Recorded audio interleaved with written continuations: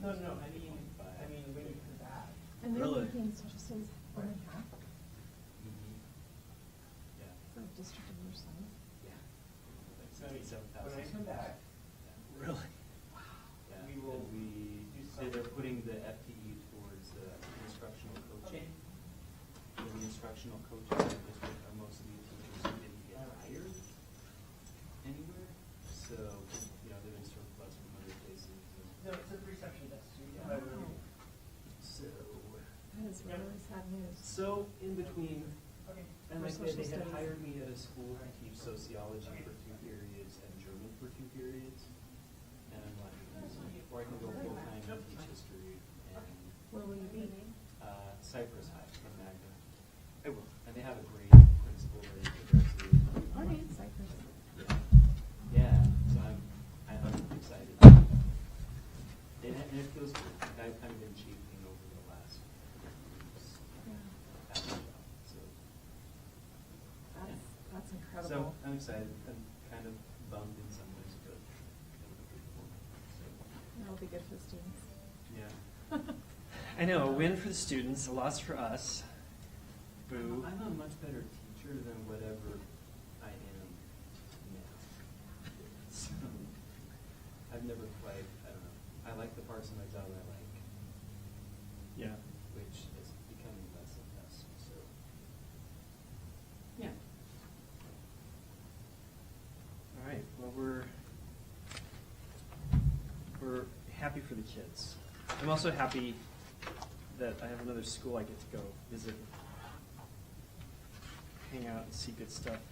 I told you if you bring the entire VHS run of Roots, you can come for weeks. That's awesome. Yeah, that'll be the plan. I'll have some microwave popcorn. You're just going to be teaching U.S. history 2, and I'll have, I think, 4 sections of that, and then the teacher I'm replacing was teaching a history through film class, sort of combination of film history and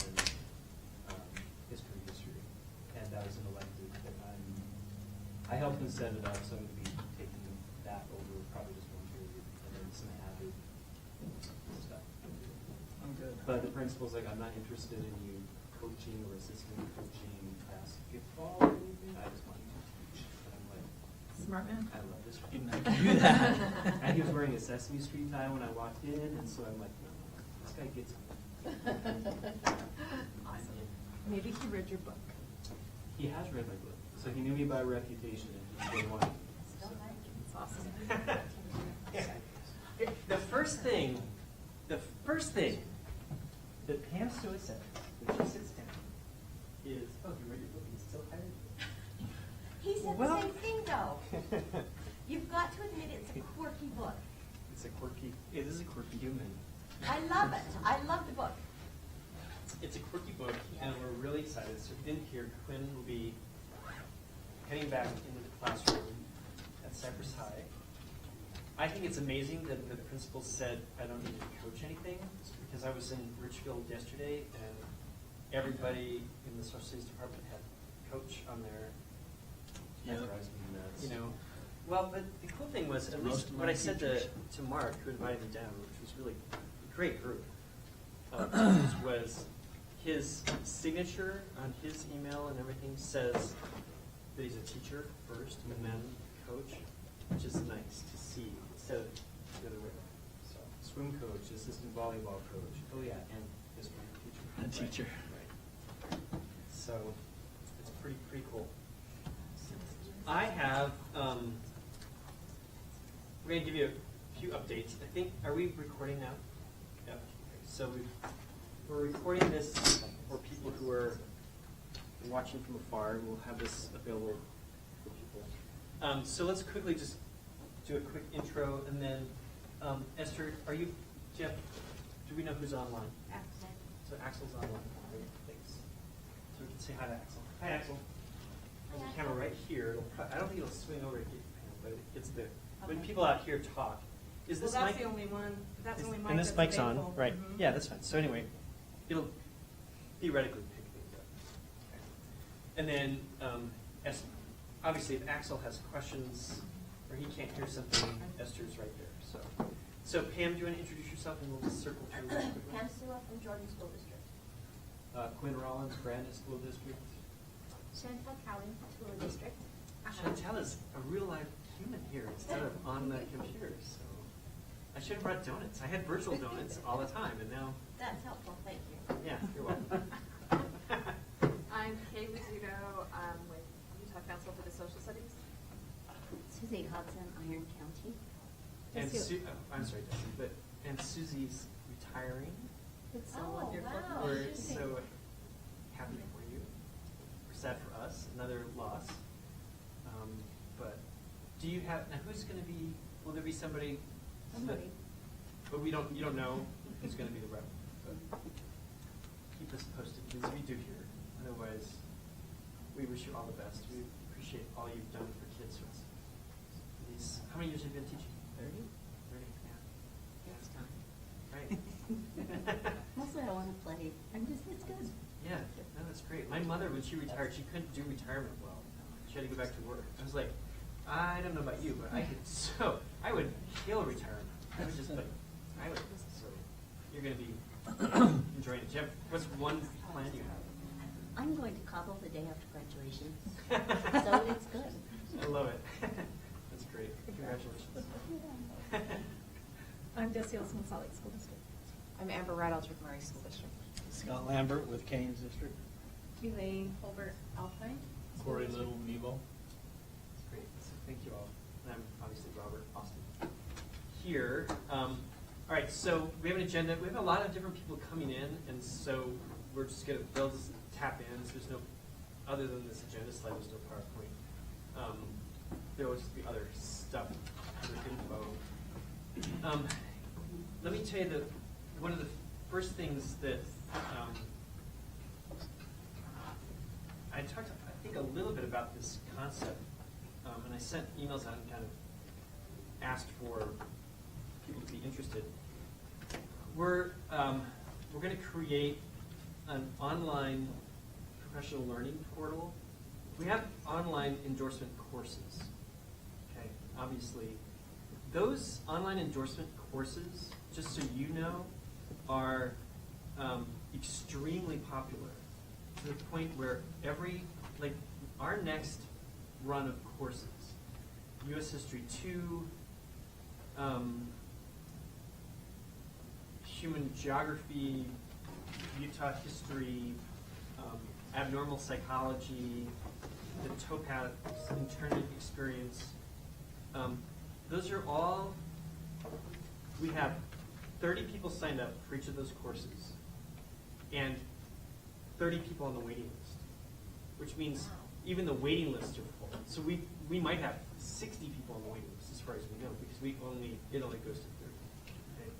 So those are extremely popular as a convenient way for teachers, your teachers, to earn and add to their endorsements for their professional learning or lane changes. Or we don't care.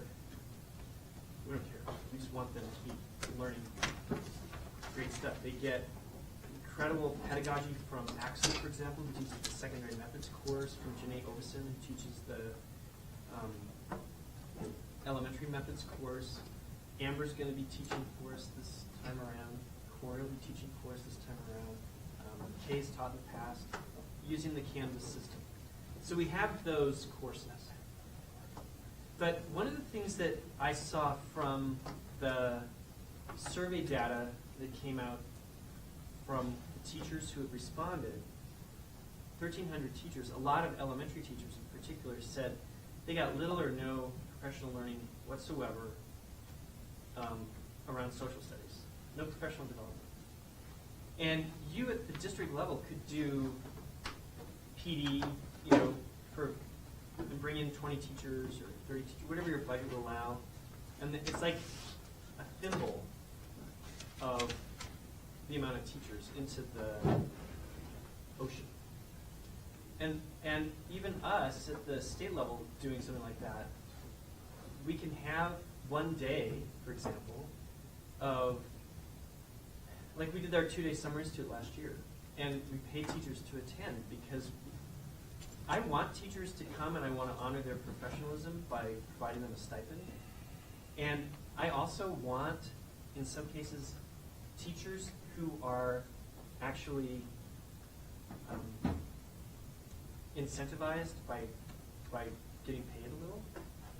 Like, if there's teachers coming to a conference and the reason they're coming is because they're going to get some money, great, because those are actually the teachers I want to reach. It's not that those teachers who are going to come because they're jazzed and they go to the UCSS conference even though they don't get any pay.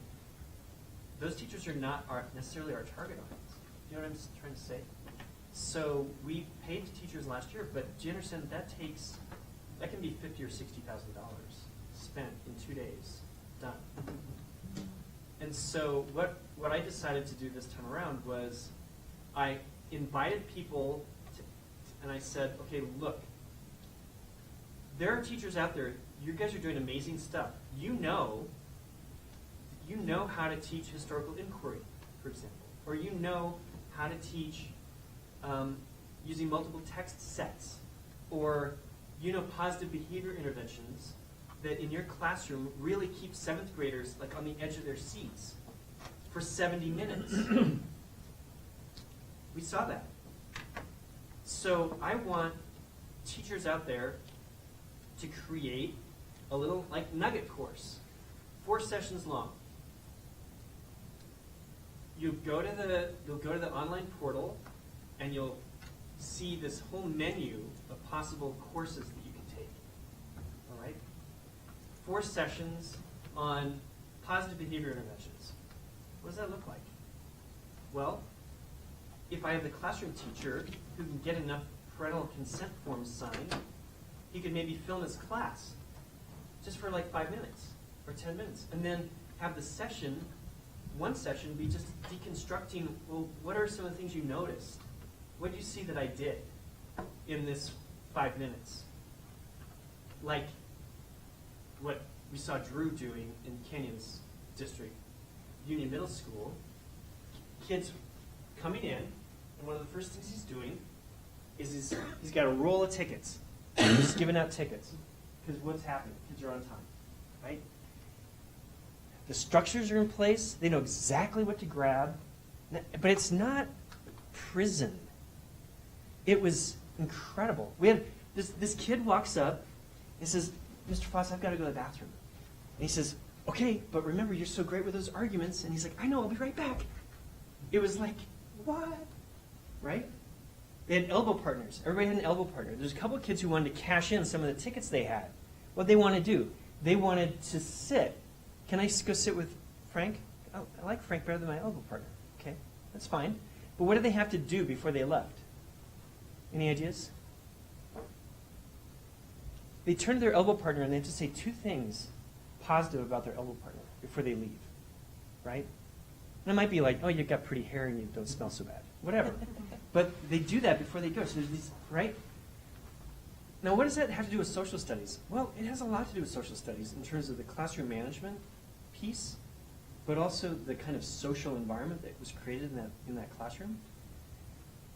The students were looking at, and feel free to chime in, we have a standard in Utah Studies, so this is a Utah Studies class, and the standard is students will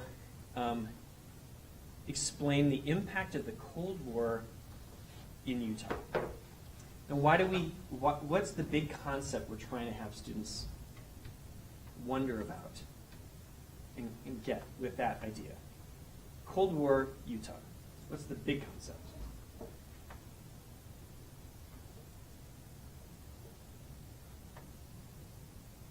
It's called wait time. The things that happened in the nation affected Utah as well. Right.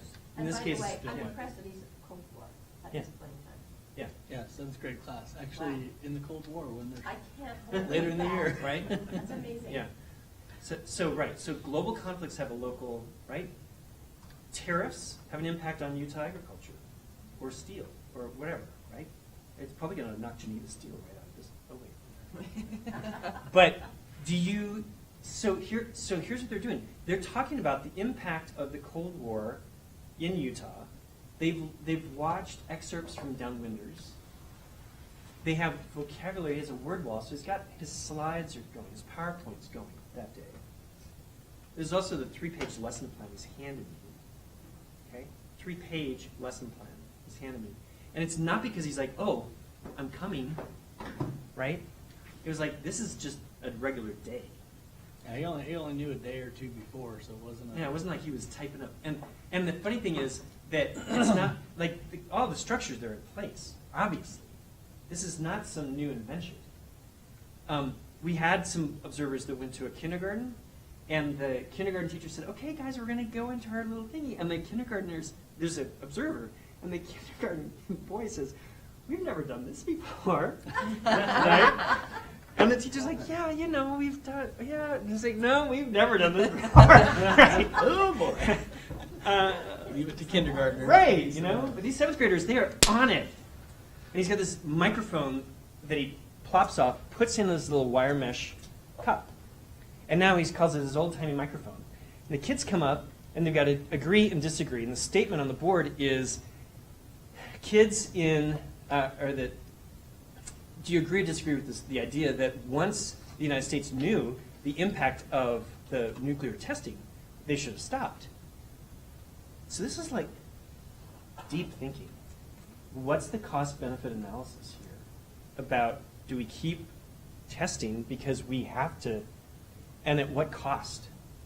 And the kids are sliding back and forth this old-timey microphone and making a statement. And he included, academic conversations, frames. They had to say, right. I rebut, or right. And on the slides, there's a word wall of words, then they get extra credit for using those words, like mutually assured destruction or Soviet Union, or right. They get a little ticket. So they're getting another ticket. And there's a kid who didn't have an elbow partner that morning because their buddy was gone. So what did he have him do? He's like, hey, will you run my slides this morning? So he's got a job. He's over running the PowerPoint, staying attention. Every 7th grader is like this, right? Or like this, writing their statement or getting prepared to have their argument that they're going to make regarding whether they should have stopped testing, and then whether they should have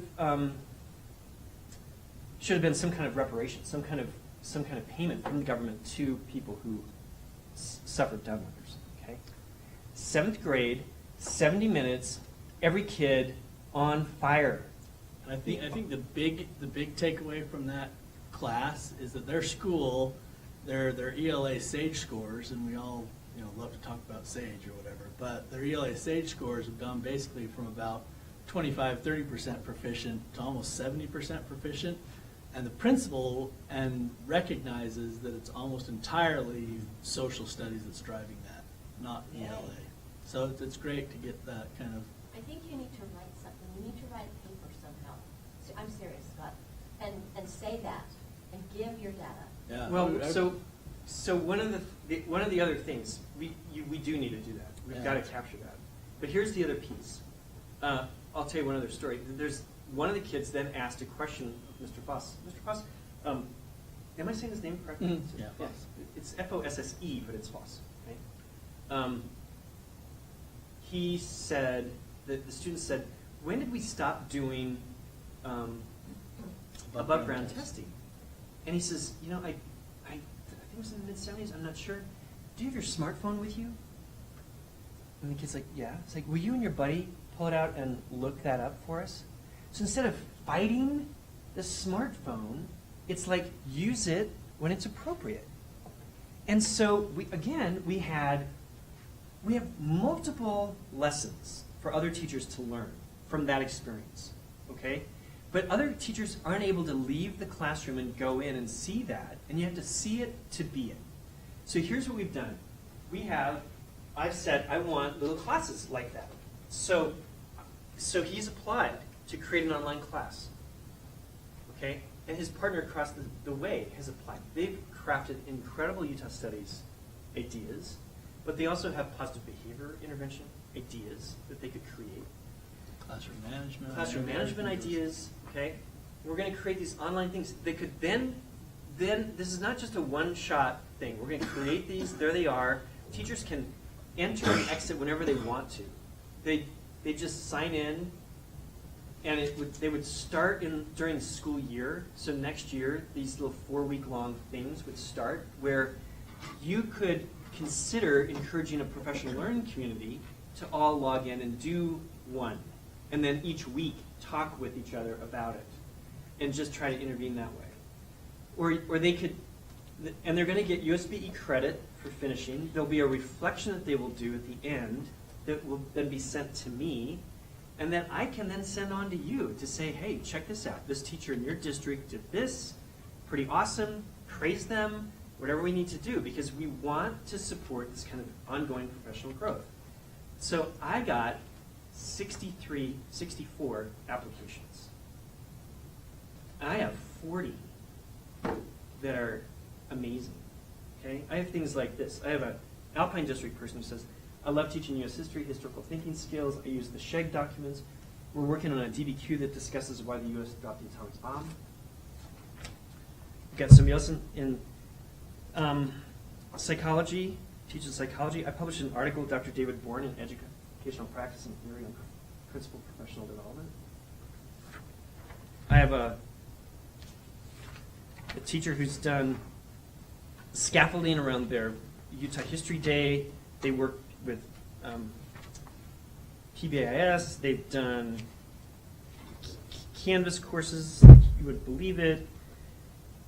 There's a person here in Salt Lake District who's done courses. They want to teach a course specifically about how do you teach controversial or political topics with middle elementary students, 3rd to 5th graders. We need that. So we're hiring them. They're going to just start cranking stuff out. We're going to see what this looks like. We're going to give them a chance to create. Some of them will be great. Some of them will be eh. We'll bring critics, each other, back together to say, okay, I think you could beef it up here. I think you could add this. And we're going to go with it. And I'll pass these around. I haven't yet told these people that they're yeses because I haven't had a chance to email them because we've been busy. But they're going to get word today that we want them, and we want them to start going. It's not the only way to do professional learning, but I just feel like it's going to be pretty cool. So, ideas? Robert, how long are each session? So it would be like, they'd spend a couple hours, in the either reading or looking or thinking and then trying some of it in their classroom, and then the next, so theoretically it'd be about 4 hours of work per week to get the 16 hours that we would require for 1 unit of USB-E credit. Does that make sense? So that's the idea. So what do you think? How are we going to promote it? Do we just promote it within our own districts? We'll have a landing page, and then, I would just Okay. spread the word about it. But, I would even think that if you go on and you look at one and you say, you know what, I really like this. This could be an emphasis in our district. Then we could, you could say, we're all going to be looking at X, Anybody who wants to sign up, you're going to get credit or whatever. So that's the idea. Yeah. That's one possibility. Other responses? It's just one more venue for professional learning. Some people will do it, some people won't.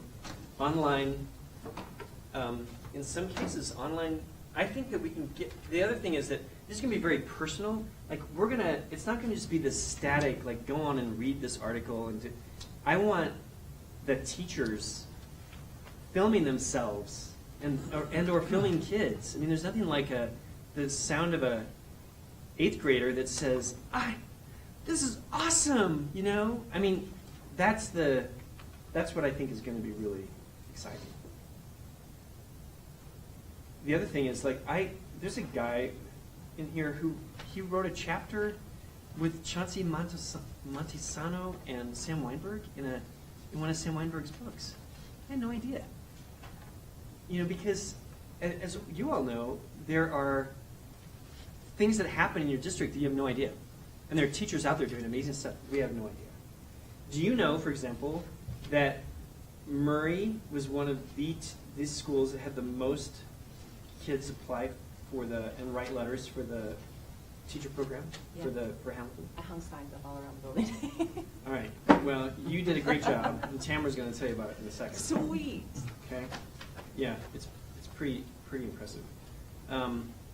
So that's the online piece, and I'm excited about this project because I feel like it's going to get a way for me to kind of learn more about some of the great teachers who are out there who are doing great stuff. But I have to thank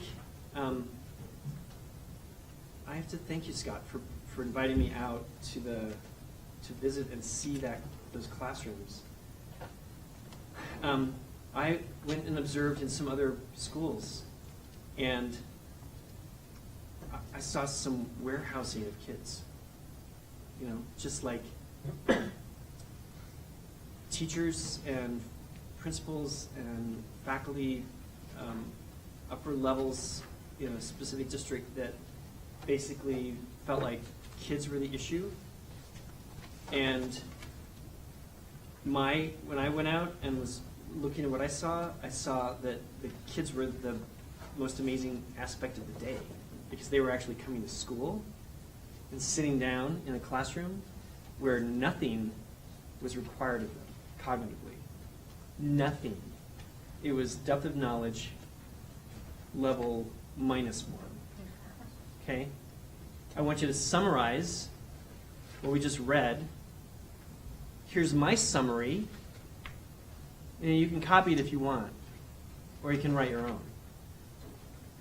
Or a starter in one class with 15 kids. The starter took an hour. And again, so to be able to go to Drew's class and to Chris's across the hall and see the kinds of things that are possible was very inspiring. So thank you for doing that. I appreciate the invitation. You know, and we can celebrate great stuff that's happening out there. Now, I haven't said yes to everybody on here yet, so if there's somebody who's like, don't you dare invite them, let me know. Okay. Oh. All right, so with that, UCSS, what's going on with the geography selfie? So we're having a geography selfie contest this month. They take a picture and do a little Twitter type of a description of what it has to do with geography. And we've had about 15 submissions so far. And how do people find out about it? We've sent out to all the UCSS members a flyer. You could post it on your website if you want. I'd be happy to. Will you email it to me? Or email Esther, and we'll make sure it gets posted. Okay. All right. What else is going on with UCSS? We have the fall conference scheduled for the 27th of October. So mark your calendars, October 27th. You know, I mean, the fact that UCSS and Utah pulls off a really great conference every year with hardly any budget and all pretty much in-house talent is pretty amazing. So, October 27th. Why are you asking? Because I'm going to tell them. I won't. Just kidding there. They saved the date. I'm just kidding. Yes, please save the date. All right. And can I say, as a former president of UCSS, that Kay does an amazing job.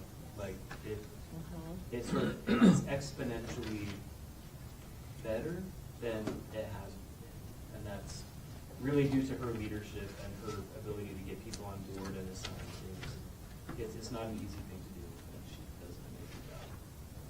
So. Here, here. Dilly dilly. Huzzah. Huzzah. We'll put that in the minutes. A general commendation for Kay. So, Kay has suddenly realized that this may be a position for life. Paul Ryan will be looking for a gig, though, so maybe he'll come your way. Okay. But nice work, Kim. All right, so anything else with geography? I know that we were looking at possibly a field trip, but we're not doing that until we'll do that maybe in the fall. Yeah. All right, any other updates before we're going to move on to Hamilton? This is so exciting.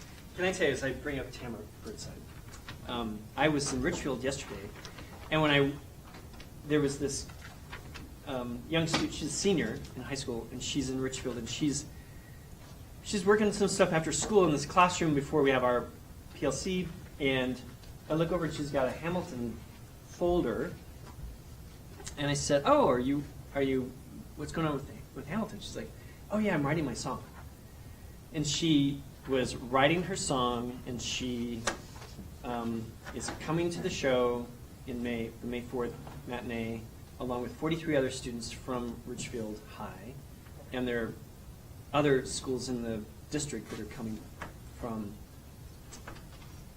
So it was cool to see that the water is getting all the way to the end of the row, right?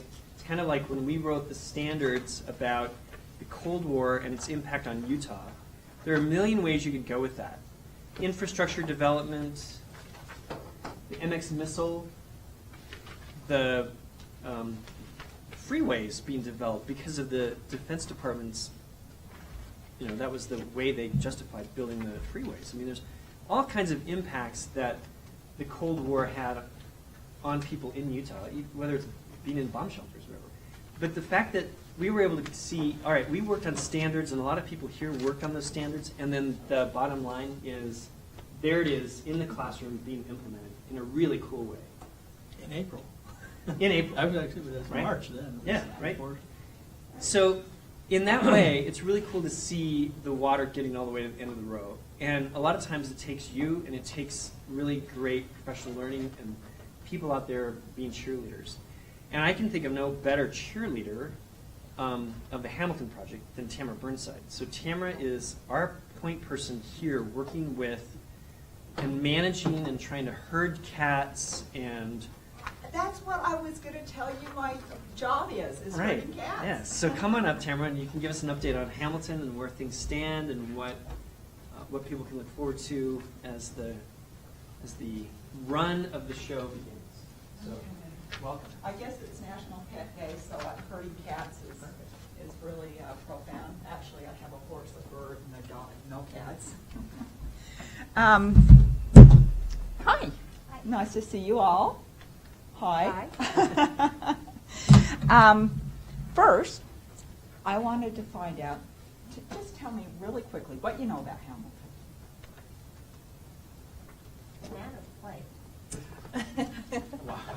Let's go to the musical and Hamilton coming to Utah.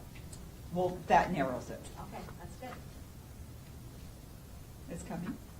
We know that some of our high schools are taking 11th graders, and they need to do a presentation, and then the school chooses. Well, I think they've been recording them, and they're going to send them, and somebody will perform at the performance. Yes, good. Anything else you want to add? Schools applied in like September and October, and then the schools have been notified, and they're our low-income schools. 40% or more free and reduced lunch was our target audience. Anything else? Is it going to be a cool experience? Yes. Okay.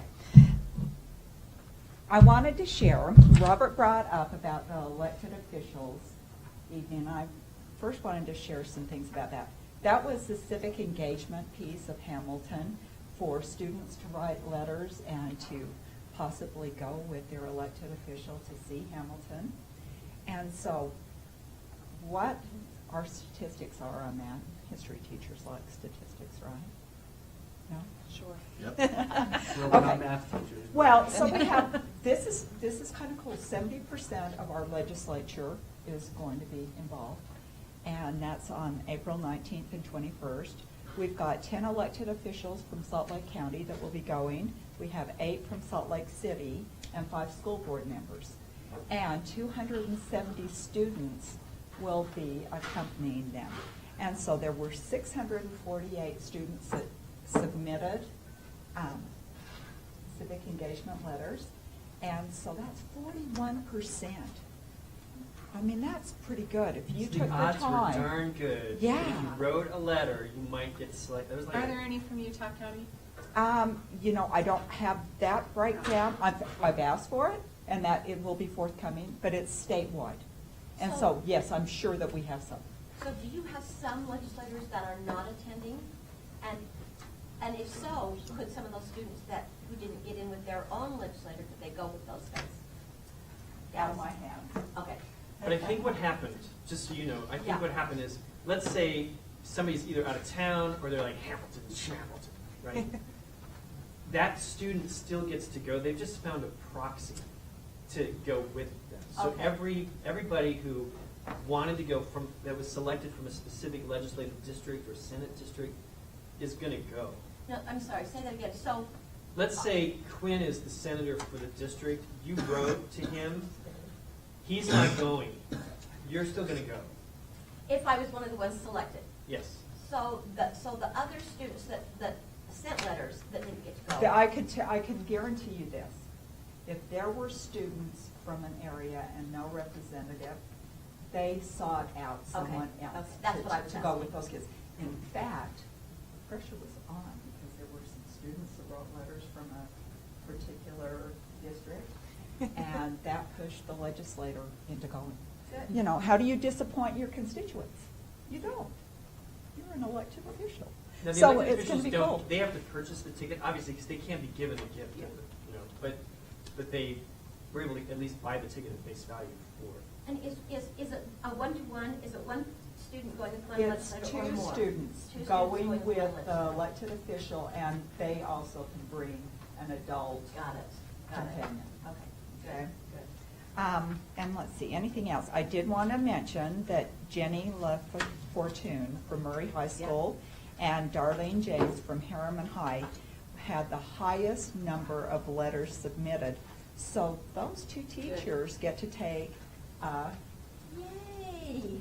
companion and go see the show. Do they have were to given buy their own tickets No. though? They are guests as kind of a thank you for Nice. going above and beyond. And they know that already? They do. Yay, thank you. Are you? I'm Harriman, I'm not Harriman. So but I'm Tamsin, Okay. Jordan, and. So Anderson. I mean, that's terrific. That's terrific. And, you know, it's just, sometimes it takes so little to just put something out to your students to encourage them, but it's getting buy-in and to do what's best for students. And that is actually what we're all here for, right? So Okay. Tamara, just, you know, I pulled up the letter writing competition in the back just so you can see it. One of the cool things we're going to do with the letter writing competition is they're going to give us all the letters, because the letters themselves and the issues that kids wrote about are going to be very instructive for all of us, and could be really, they're going to, so we want to do more than just say, okay, you did it, now we're done. We're going to try to figure out ways to, because kids are writing about every possible issue, and that's a pretty neat thing. So, okay. Yeah, just to engage them in anything beyond their phone and TV or whatever. Okay, how many of you, by raise of hands, have a school within your jurisdiction that's participating? Would you raise your hands?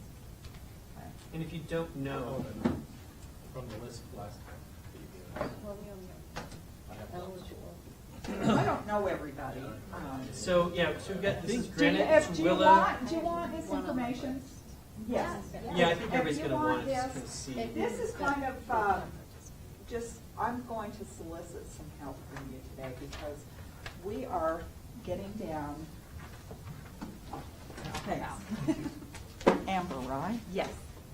Thank you.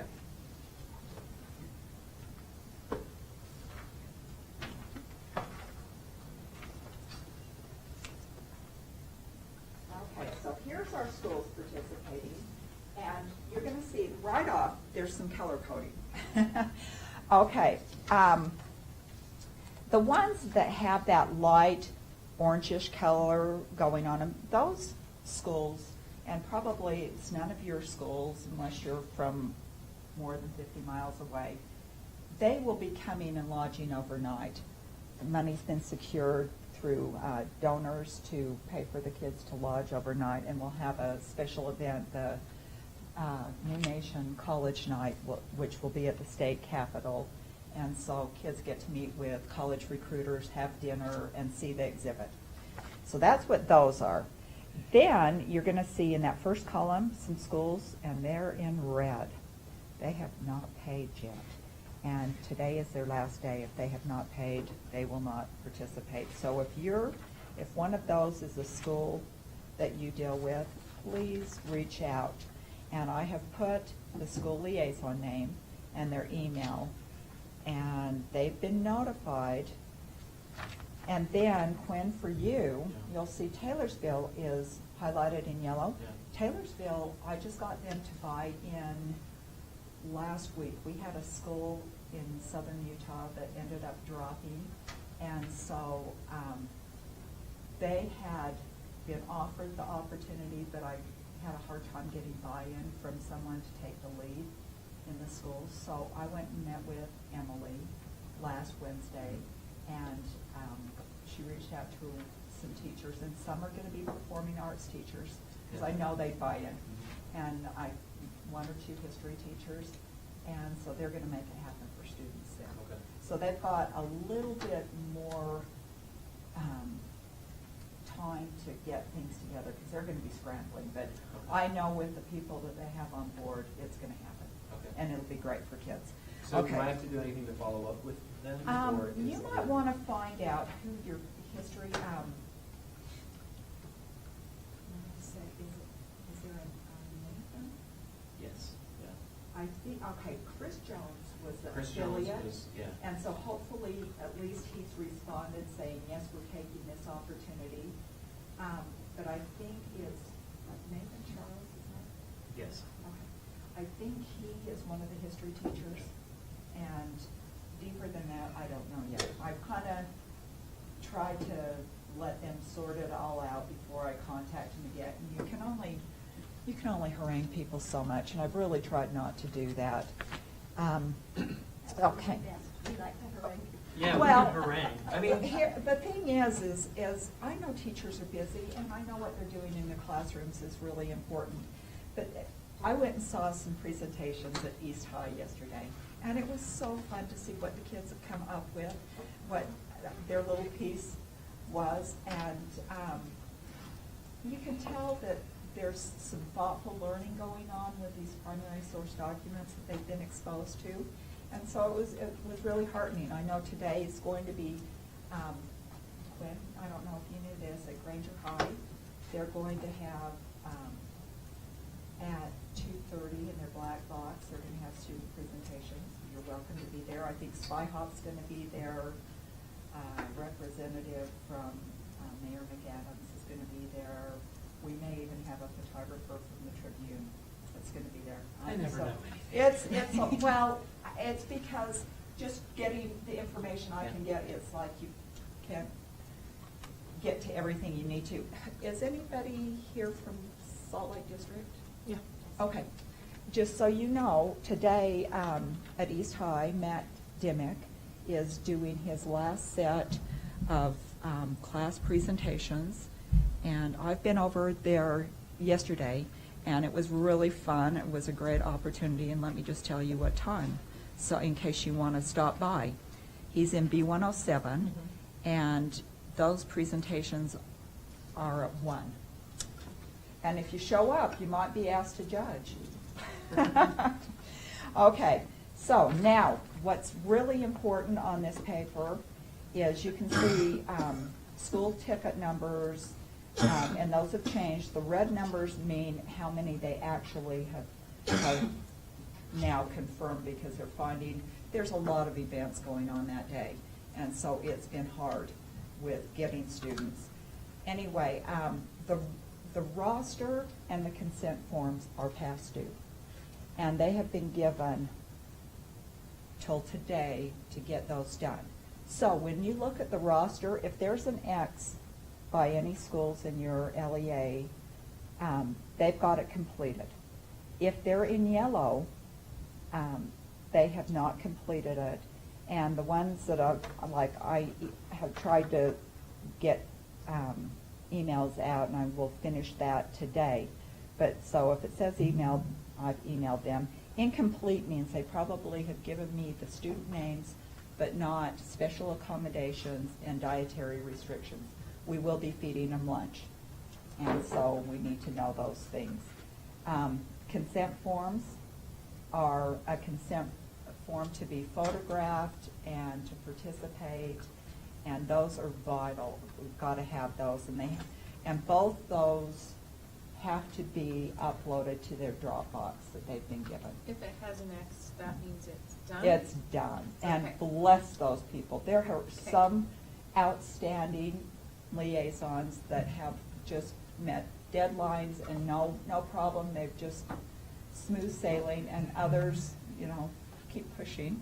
So if you can help push a little bit, if you see them.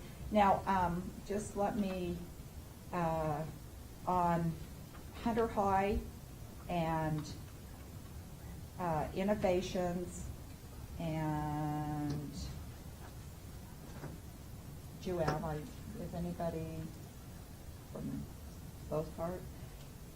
They have done some, but they're not complete. Just that's why they're highlighted, but yet there's an X. Okay, and then in the presentations, those are due on the 18th, which is, I believe, next Tuesday.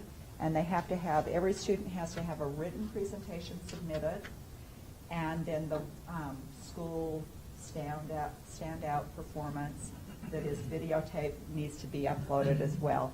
And some schools are already done, and some are in process. And I am getting big time asks if you know that they have not, or they're in process and they would like some media, let me know, because that can happen. Media outlets are really wanting to highlight what's going on in the schools. Okay, When do the presentations have to be done by? by the 18th.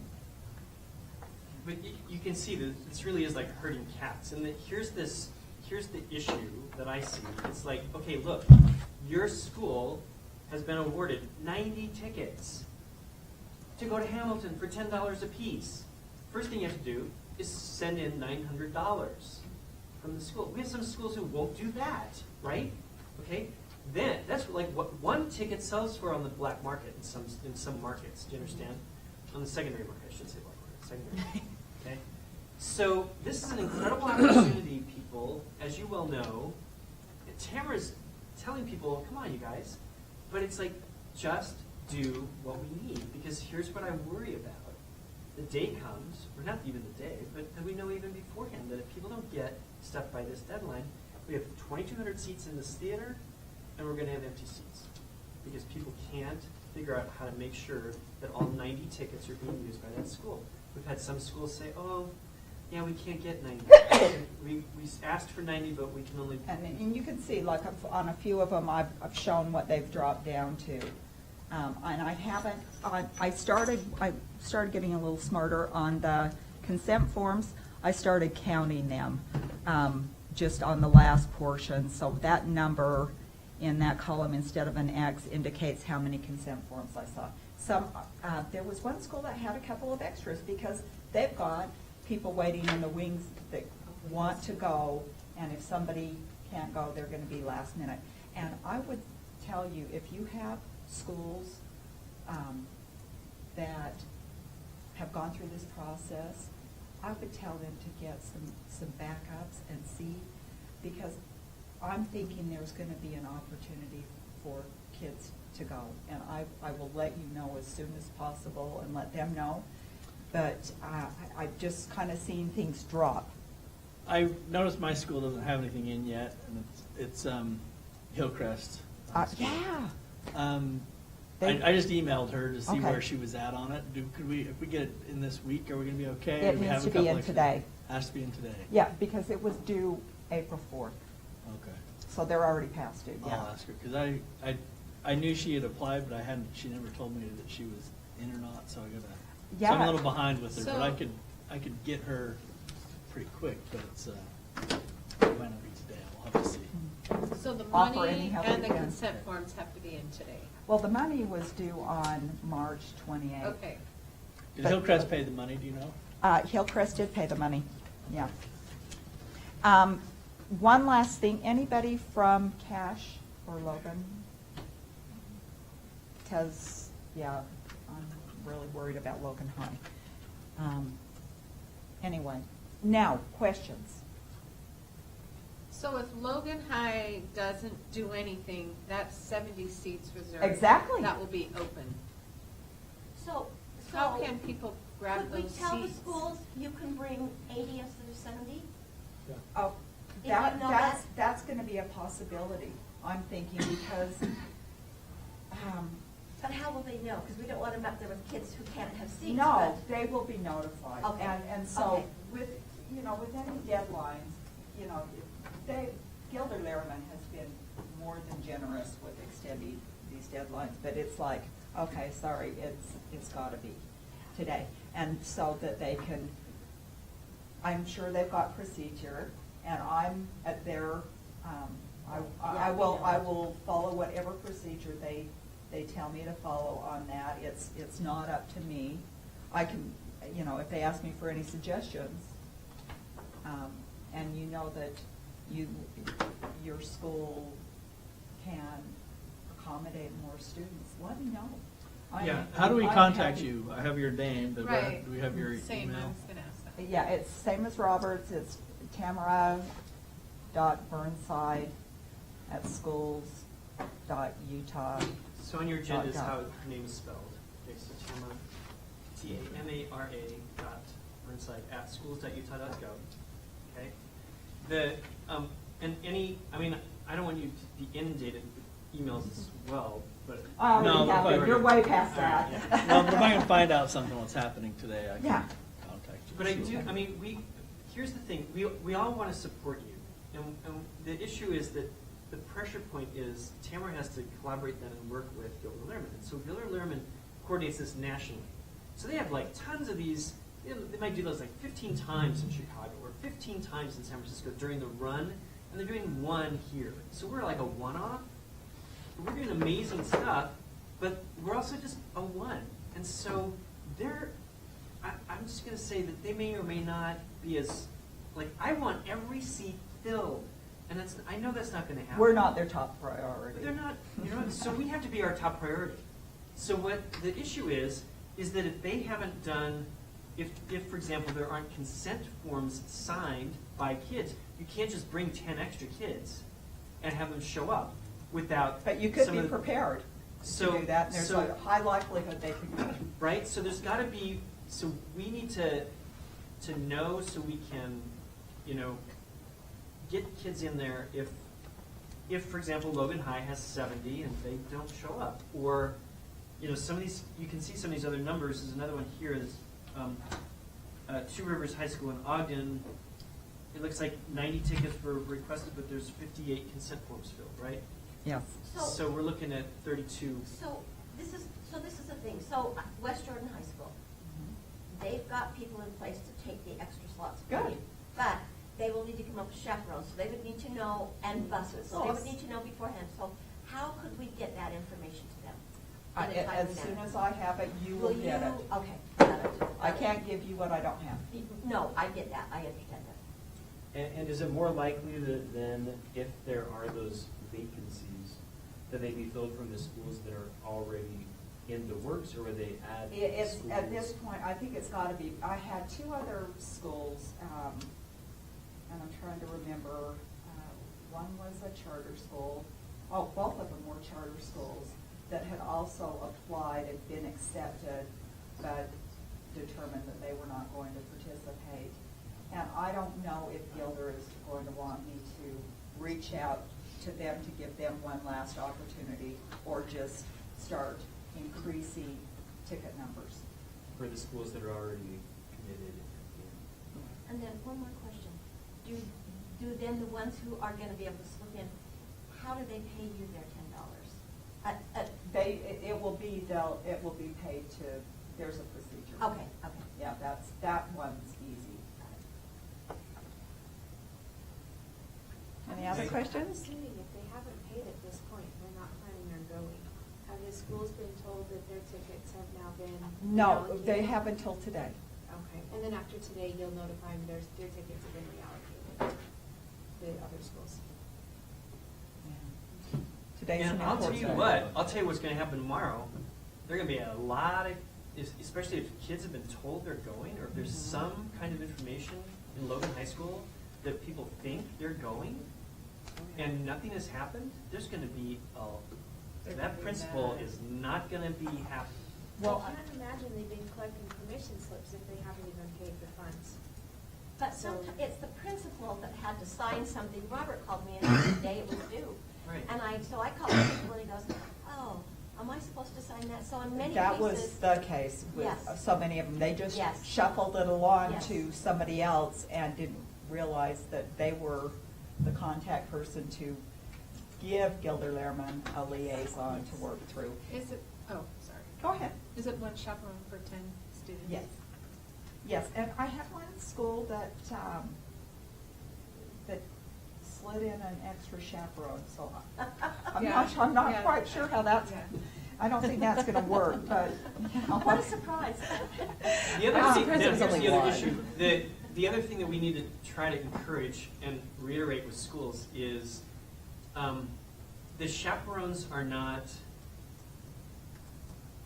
like district office people, sorry. Yeah. They're not, what they need to be are people who know the kids. Teachers.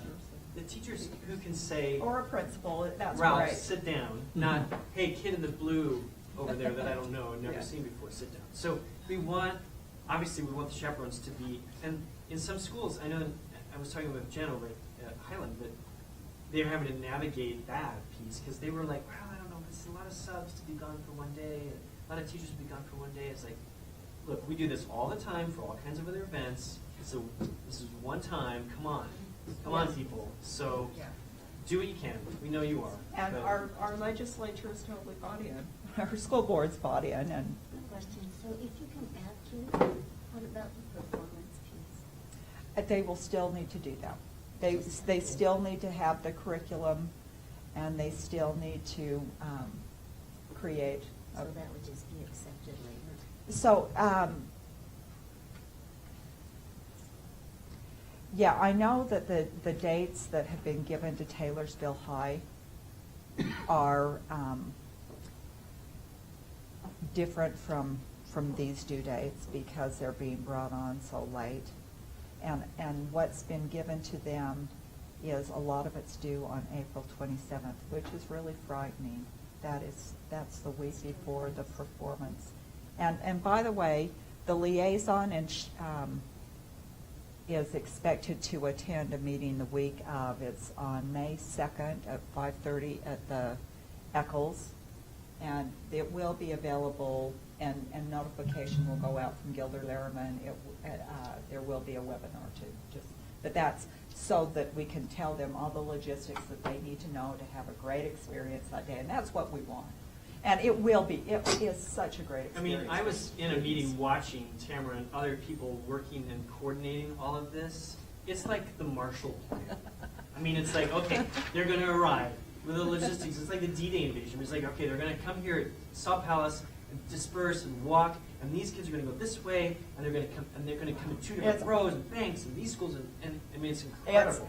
There's a lot of energy going into the planning to have a very successful event. Nothing's being left. So we want all the kids there. That's your Yeah. job. So I've actually just heard from my teacher at Dubway, who is extremely confused and said multiple emails went out and that he didn't understand the information that was in the emails. Could you work with them? I have no idea what to do. So how do I get him, because he doesn't know who to pay, how to pay, like he doesn't have any of that information. Who do I need to have in That's contact? been sent to him and to Wyatt, the principal, it's the last It's one. Jeff Wyatt. That's been sent to him. I can, Because I can't help them because I don't have any information, so I don't even know how to direct them what to do. Does that make I can sense? just tell you, it's not hard. And the Also, emails there's are 15 very more spots. specific. So if you But I read haven't them, seen them, so I can't but help if to. they 15 more read them, spots just came it out. is, because I did it from my school, it's very clear.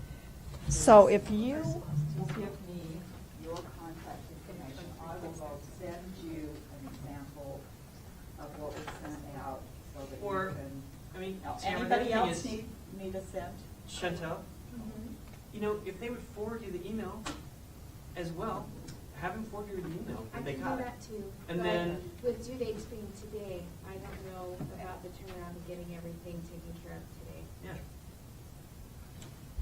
Yeah, I have been in contact, and I know Gilder Lehrman has been in contact.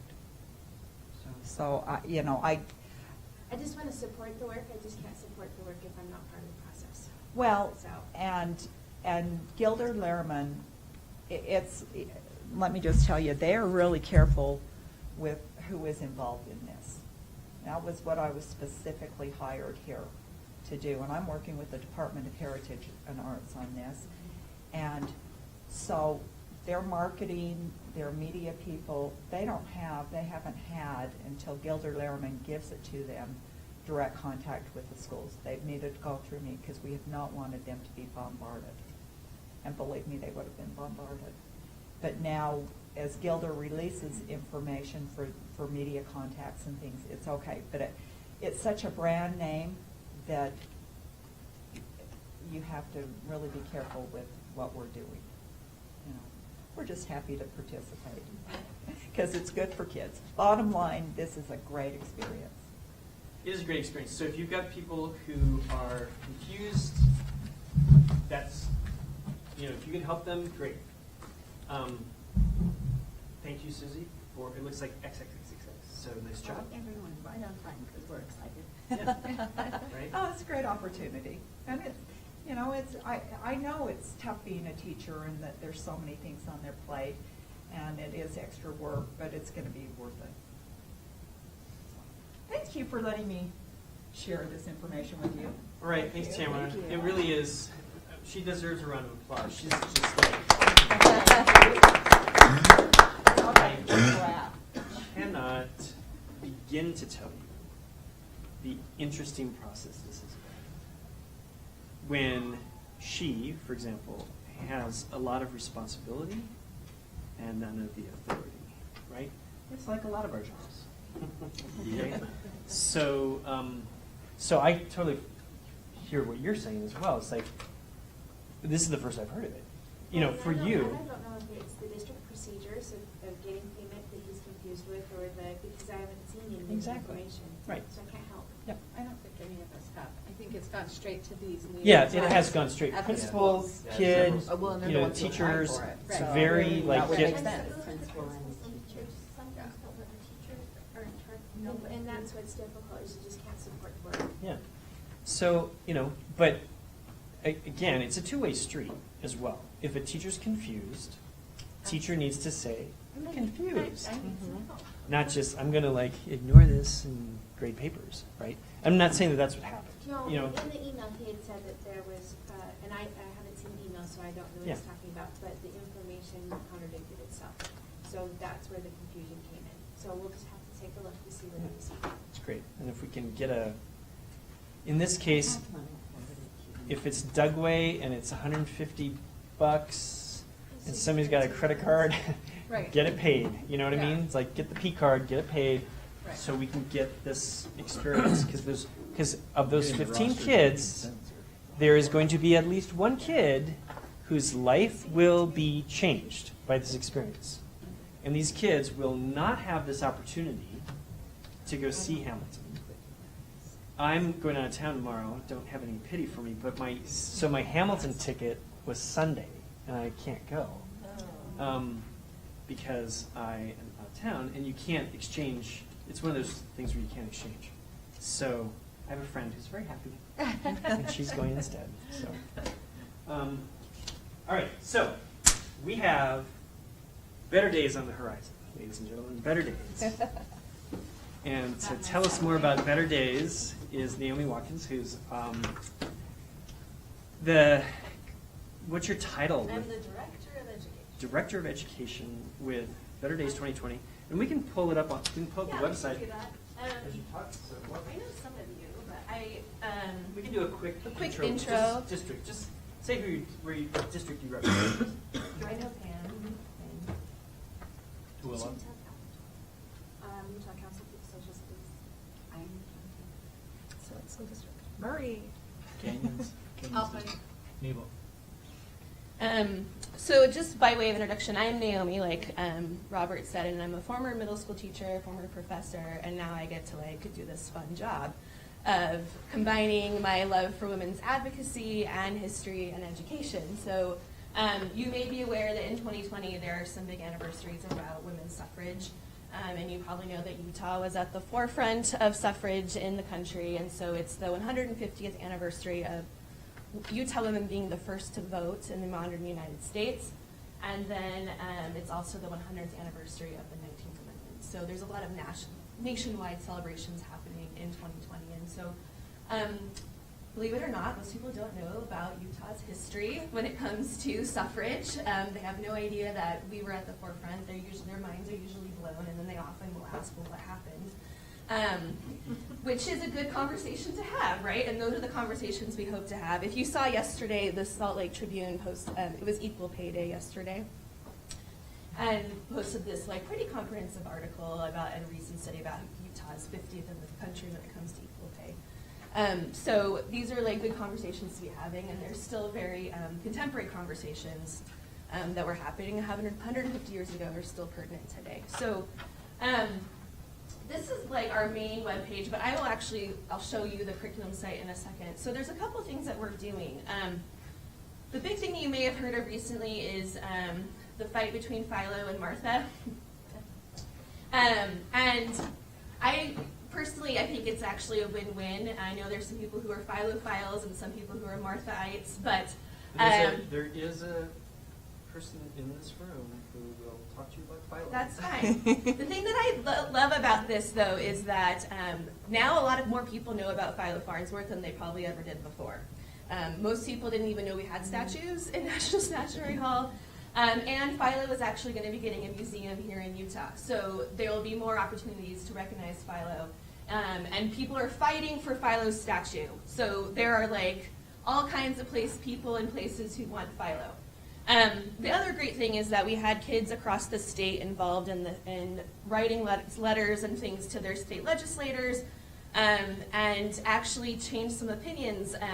Going into the vote, we didn't think it was going to pass. And some little fifth graders' letters actually did some mind changing, and they were at the Capitol on the day of the vote, and then have since become little celebrities. They were invited by the Salt Lake Mayor, Ben McAdams, to this Women's History celebration, and they were recognized and all of that. So it's been a really good thing for kids today to be involved in that legislative process. So Martha is going to Washington.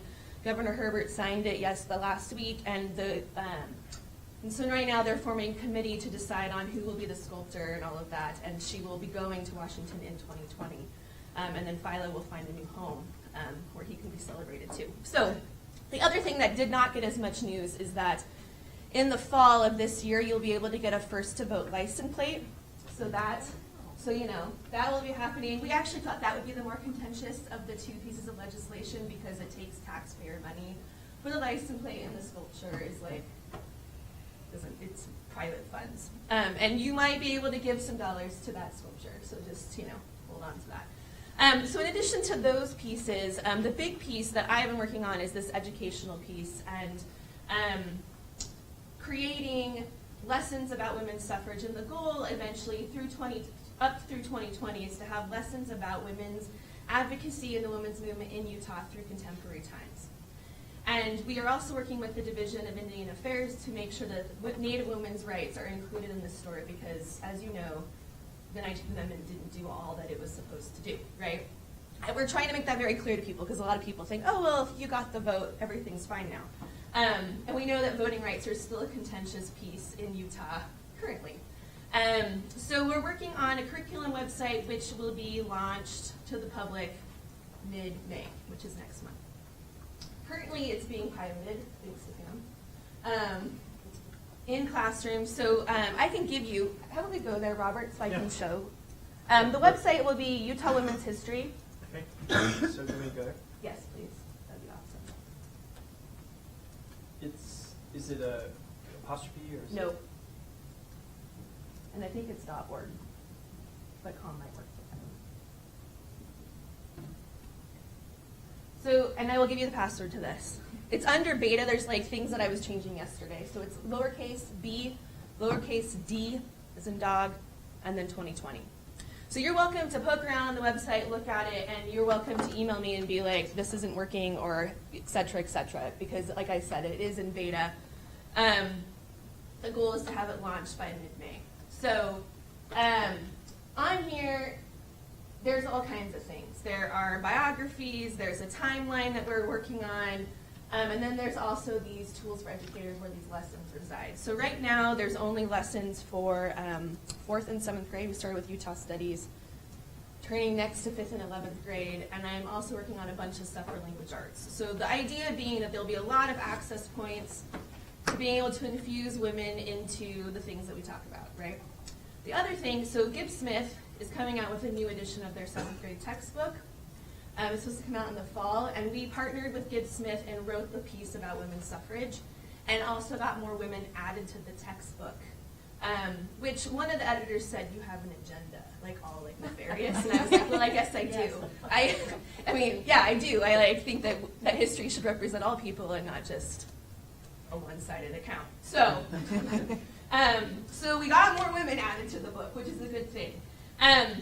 So we'll be adding to this website, and the goal then, of course, is for teachers to be able to use this resource. The other thing that we have are, we have a teacher training that we partner with the Tanner Humanities Center. You know, they have their summer deals, and Laurel Thatcher Ulrich and Andrea Redkey-Moss and Colleen McDaniel at the U, and then Jennifer Robinson at the U. We'll be talking about women's rights from 1870 to the 1980s through ERA. And we had like almost 50 people apply for that, and could take 30. So our hope. The cool thing this year, Tanner Community Center, in the past, it was just first come, first serve. They're not doing that. So this year, they are, people applied, and then they take only those people. So the Gateway to Learning Educator Series, because we help underwrite it here at the State Board, is also really important professional learning opportunity for you to promote with teachers every year. So we're excited. And if you do promote that with your teachers next year when the application season comes up, make sure they write something related to what they're applying for instead of copying and pasting it into all 5 things. No way. Yeah, because Like if- Quinn and I are doing the pedagogy piece of this seminar, so we got to like judge these people's applications, which And we like did. filled Quinn with glee. But I mean, you know, there were some people who wrote very generic things, and because I mean, it was apparent they had applied to every single one of the And they don't say anything seminars. about history or humanities or Women. women. I think it was just like, I like to teach, I love kids, you know, but the good thing is that we're going to have a really good group for that, and our hope then obviously is that they become ambassadors of talking about this history. And our hope is to then offer another one next summer that will be more about the national conversation and not just about focused on Utah. So keep that in mind. One thing that we may want to do is, if you think about it, is once the roster's been selected, it'd be great to know who went so that you can see in your district, oh, this person went, they could present at UCSS, or they could be an expert, or they, at least so we kind of build this culture of, okay, you've gone to that, now let's utilize that expertise, right? So, I mean, I never get there, I don't even think to ask, I'm just brainstorming right now, but I'm trying to like, how do we take the people who participated, like, I don't know who goes every year to NEH seminars, I don't, you know, we all have people who go on Gilder Learning seminars because you hear about it, but do we ever try to then capitalize on that and say, oh, you learned all about Lincoln, you want to do a PLC on this, you know, or do you want to, is there some great lesson that you learned that you want to share? I mean, I feel like we need to do more of that. Just add it to your to-do list, I know. Well, I can add it to my to-do list to follow up with people too, and we can kind of use it as a pilot test Yeah, to see cool. how that goes, if that's. Thanks. What else was I going to tell you? Oh, I'm also hoping that those scholars agree to be videotaped, so then we can make that more accessible. We'll see how they feel about But I'm cross your fingers, because I think that the information should be available to more than the 30 people who can be there, right? Obviously, it's a different experience to be there with Laurel, Thatcher, Ulrich, but to just watch her. But I think that information is important. The other thing that we're working on is installing a permanent walking tour in downtown Salt Lake City of suffrage sites. So I don't know if you know this, but Salt Lake actually has more standing suffrage sites than they do in Seneca Falls. And most people have no idea that when walking around like Temple Square or whatever, that like the Tabernacle was like a place that Susan B. Anthony spoke. Like that's like an important piece. So we're working on getting this permanent, like augmented visual reality tour installed in downtown Salt Lake City. That will then be also accessible for people who don't live in downtown. So you'll be able to like get on your computer or whatever and also see these sites, because it's important obviously for everyone across the state to be able to participate in this. So hopefully that will be installed a year from now. That's like the plan, but you know how that goes. And then the other thing that we're working on too is we're partnering with the Daughter of Utah Pioneers and working on ensuring that there's going to be local exhibits in every county in Utah about women's suffrage. Because as you know, like this was a territory statewide movement. It wasn't just a Salt Lake City story. So there'll be like different exhibits within the different DUPs, and some obviously will have more to talk about than others. And then that information will also be available on the website. So you as a person can go and like click on Sanpete County and see what happened in regards to women's suffrage and the key players and the key sites. And we're hoping to have at least an initial piece of that in the fall. So then kids across the state can also be like, oh wow, like I know about, that's my ancestor, or I know about that building that's down the street, but I had no idea that that was a part of that. So that's an exciting piece too. And then the last piece is we are having an illustrator illustrate 50 women's advocates from the 1870s through contemporary times, but they have to be dead.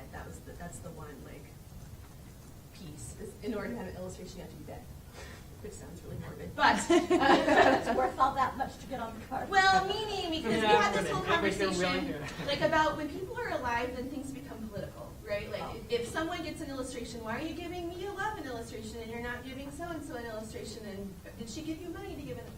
You'll be amazed at conversations, things that people say. So. Anyway, but so while the 50 have to be dead, there will be bios of women who are alive who have been doing great things too. And that way too, we can like add to their bios. The idea being if you're still alive, you can still contribute. Once they're dead, you can like solidify it on a card, awesome. Right? If you're on the tentative illustration list, that's not a good sign. You're dead. Right? Yeah. And so each of the 8 tribes in Utah will pick a woman to be on the cards, for example. And so we're trying to make sure that the cards are, diverse, that kids throughout Utah will be able to see someone who represents them. And so then the idea being, I brought a prototype and then I have a Martha card for you. But like this is Emmeline B. Wells. Each of them will have a quote and then a picture of the woman. And then on the back, there's an actual image, a photograph of her with like key facts. And then there's also a bio. If you scroll down, Robert. Sure.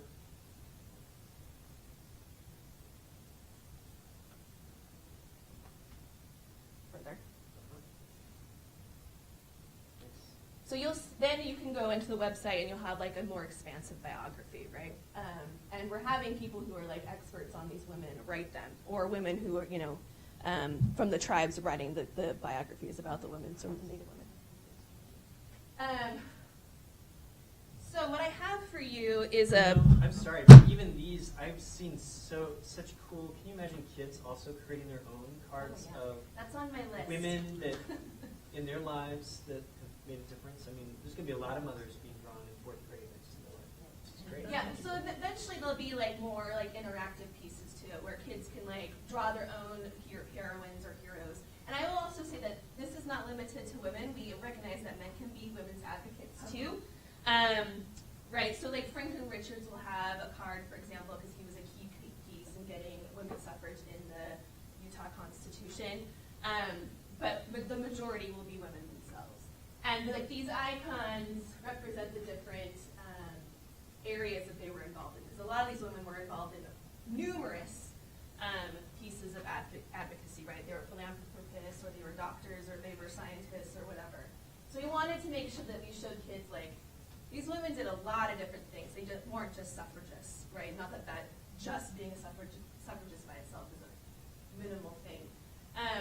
And so we'll be adding to these bios. The nice thing is that we can add and add and add and add, right? Like, it's not, we're not limited, but we do the cards, the illustrations. The other reason why they need to be dead is because we have to, one, limit to 50 because we're paying for these, but we can add as many bios as we want.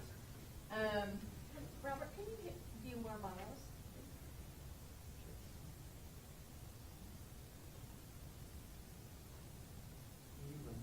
I'm gonna go grab a phone. Your goal to see more people. Yeah, I just want to see more people. This is a list to all of my, because a lot of them are the same. I don't know why I'm on there. I sent it to the web designer. You're almost dead. So I said to the web designer, yes, this is what I'm saying, it's in beta. I was like, wait, why am I on the key players? I'm not supposed to be there. And he was like, oh, I don't know. This was our conversation yesterday. I was like, We're doing a screenshot. yeah, there I am. I was like, that's not supposed to be there. Sounds embarrassing. Especially after you just said I know, right? Here I am, I've come back from the dead. The other things besides that education piece, which is a big piece to what we're doing, is we actually are working on developing a movie about Emmeline B. Wells, and have some, like, so the screenwriter is a person who's on the Handmaid's Tale writing team. So this is not like, you know, someone in their, like, basement writing. Maybe she is, I don't know. But I mean, these are, like, legit people, and we're hoping to have it, like, screened at Sundance. So I don't know when that's going to happen, but that is a big piece that's going to be happening. And then we're also talking to a lot of different organizations throughout the state and saying, like, hey, did you even know that these anniversaries are coming? What can you do in your programming or whatever it is that you offer to make sure that you know that you are recognizing this? So, for example, the Utah Humanities Council usually has a lecture series every year, and they are going to make all of their topics around women's issues in Utah.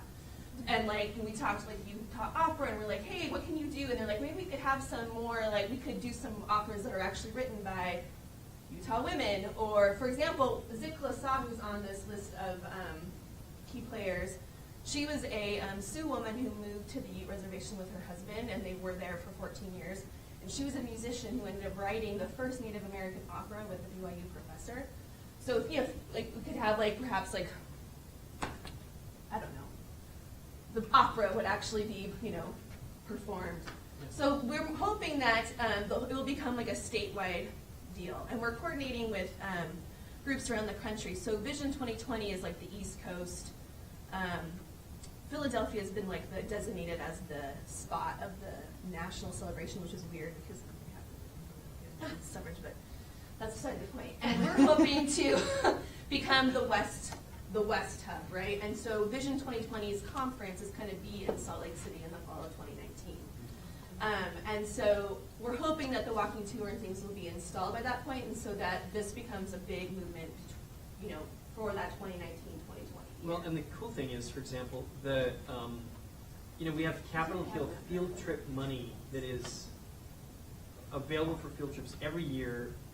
Sometimes it just doesn't get spent. I mean, we are constantly hoping for people to come, but one of the things we try to do is say, hey, if you're going to visit the Capitol, get a twofer, do something else. So that could be a really nice new addition to options, is for kids to have a walking tour around suffrage when they visit the Capitol. Well, right, because, you know, across the street from the Capitol is Council Hall, and I actually have it on the inside streets there, the state's planning to redesign the inside of that Office of Tourism. I don't know if you've ever been in there, but it's like so not inspiring to ever want to do anything in the state of Utah when you go in that building. And so they're hoping, I mean, that's where the first vote happened. Well, the building's been moved, but the building itself is where the first vote happened. And so they're hoping, the designers are hoping to make women's suffrage a key piece when you go into that building. And that would be the start of the walking tour. So the walking tour will then go, like, down State Street all the way south to the city council, what is that, city and county building. which is a really long walk. Thanks, Brigham, for those long walks. So it's a long walk down to the city and county building, and then you would walk back up State Street and like swing over to Temple Square, up to the McCune Mansion, and then back to the Capitol. So it's about a 3-mile loop, and we're hoping that, and of course on the way back it's all uphill. So we're hoping, like the goal is to have like some type of trolley. You know how when you go to other, like, you've seen the trolley that's downtown now. No one's on it, but like a trolley that like goes up and down State Street to take people up that hill. And call it the Suffrage Special, which, if you know, I think the Suffrage Special was a train that went across the country taking suffragists as they stopped. And the other thing that we're hoping to do is have a tour of the homes of the suffragists and women in the avenues in Salt Lake City and the cemetery. So if you've ever done the cemetery tour that they have the paper for, it's all about Mormon male leaders. That's like all of it. But their wives are married there too. But don't have a lot of recognition. So we're hoping to do that as well. I don't know, do you have questions? Will you keep us updated on the conference in the fall of 2019 and Yeah. on everything? Yeah, so normally what I do is I email Robert and say, tell people. Yeah. But you also, if you go to the regular Better Days website too, you can subscribe to the email list and then be updated on all of our different things that we're doing. And my plan is when the curriculum website launches, is there will be a spot that you can subscribe to and be up to date on when we update or we add things to the curriculum website, right? Because we all know people who, I mean, I'm just as guilty. I'll go to a website once, download what I want, and never go back. But like we're hoping to continually add to the website so that then you can be up to date on what's new. The other thing, if you or you know people who are interested in reviewing lessons or piloting lessons and materials, always looking for people to do that. We love your input. We want this to be a collaborative process. I know, I mean, for me, it's kind of weird being the only educator on the Better Days team because it feels so isolating. I'm so used to like talking to people, like, hey, what about this idea? And so Quinn gets more emails from me than he probably wants. But I think that this needs to be a collaborative process, and we want the materials to be used, right? Like that's the goal. We don't want just them to sit on the website. We want them to be used. So always free to hear from you. My email address is just naomi@betterdays2020.com. It's really easy. So if you want to email me directly.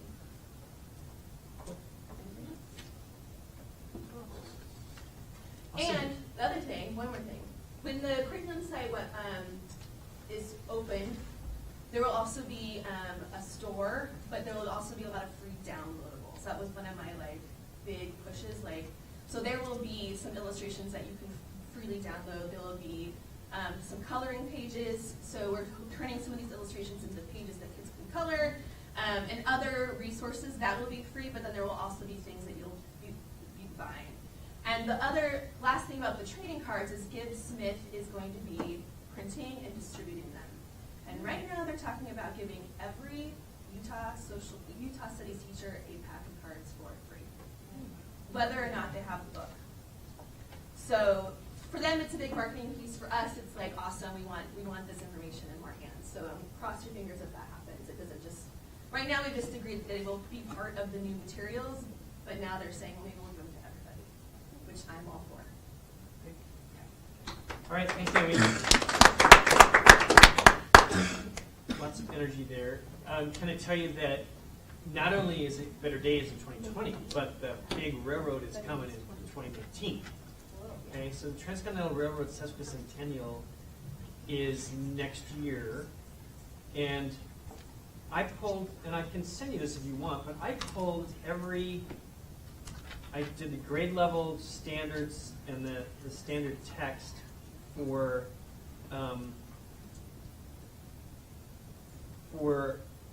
grades 3, 4, 5, and 7, and 8 in terms of places where there are specific references in the standards to ideas or concepts regarding the Transcontinental Railroad. What we need to do is we're going to put a call out for a couple people who can help craft really strong lessons around the Transcontinental Railroad for these grade levels, tied to some broader themes, specifically looking at, there are a lot of themes. We've got a lot of ideas what we're looking at primarily is looking at themes around economic development and the impact that the railroad and transportation routes have on the economy, and also on the kinds of impact it has culturally. And because what we want to, again, inspire people to think about the historical significance of an event, not just that the event happened, but the so what of it.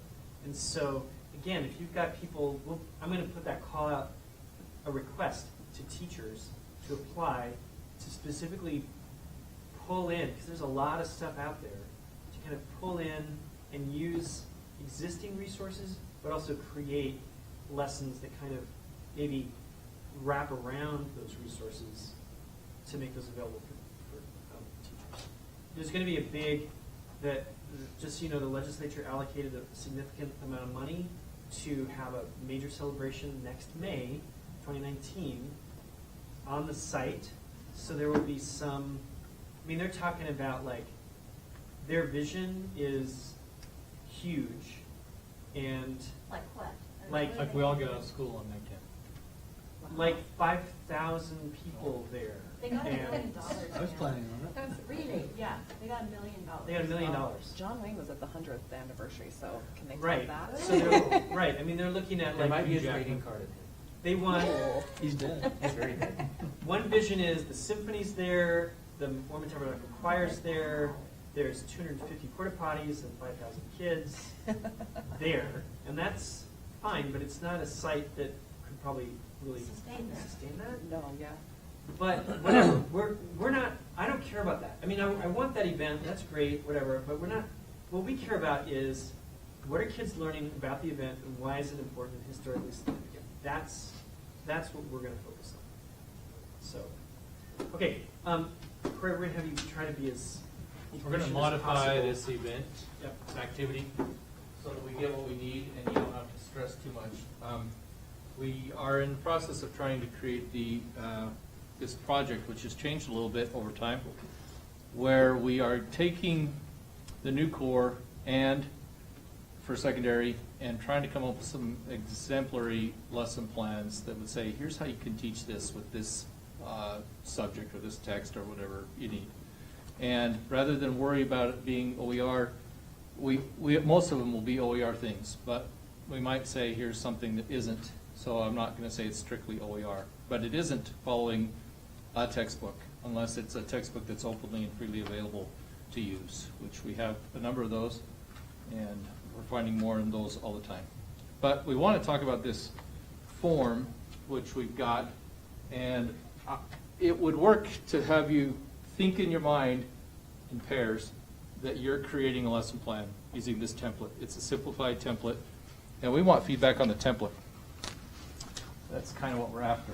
So will you find someone that's that you like or that you don't like that's sitting by you, and pretend like you're coming up with a lesson plan to put in this template, and then mark up the template and say, this does not make sense, or this needs to be changed, or what about this? What you forgot about this? Who wants more? I'd like them. Thank you.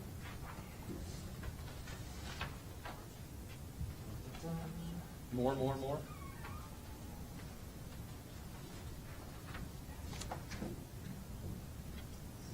As you have questions that need to be asked, ask rather than wonder. Go ahead.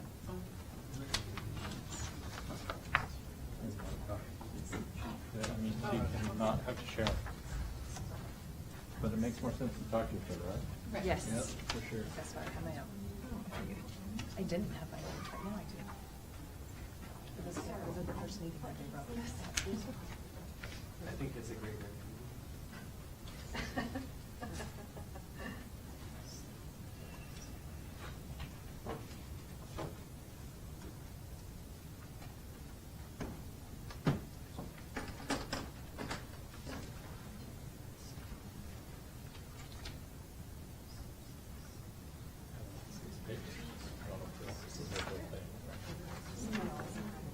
So it could be, so I think it could be for like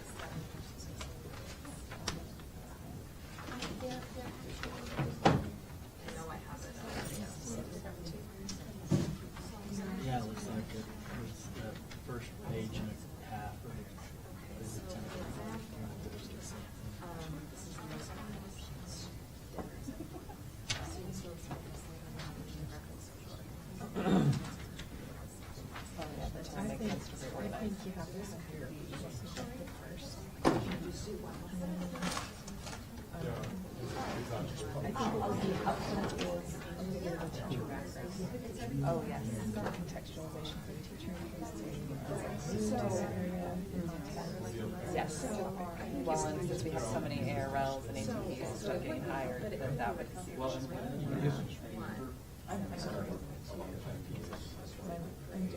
I'm creating Excels for every portion. Oh, okay. Well, very good. Oh, perfect, because that goes right along with what this is, pretty much. Well, it would be, yeah, it is kind of. So.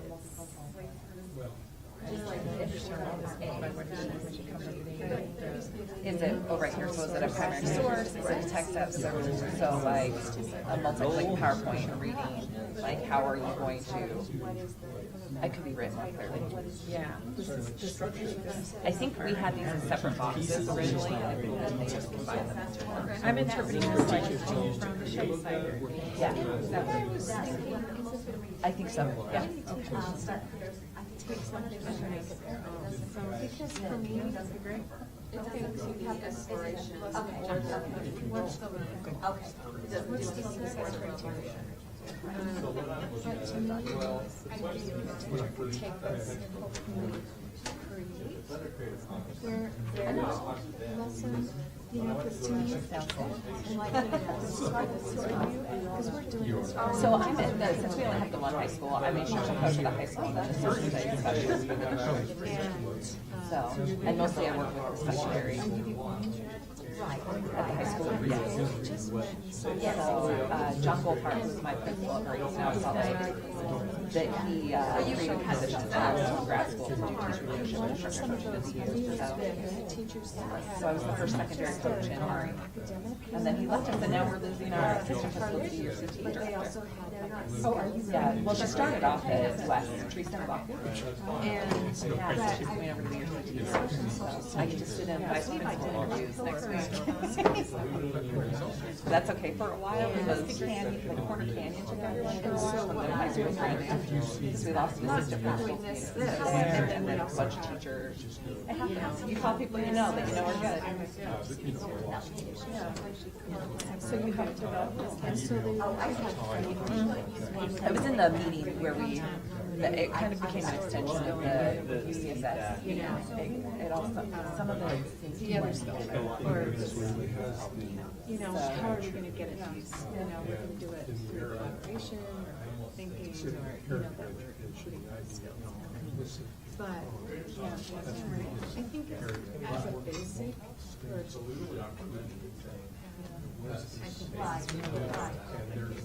Right.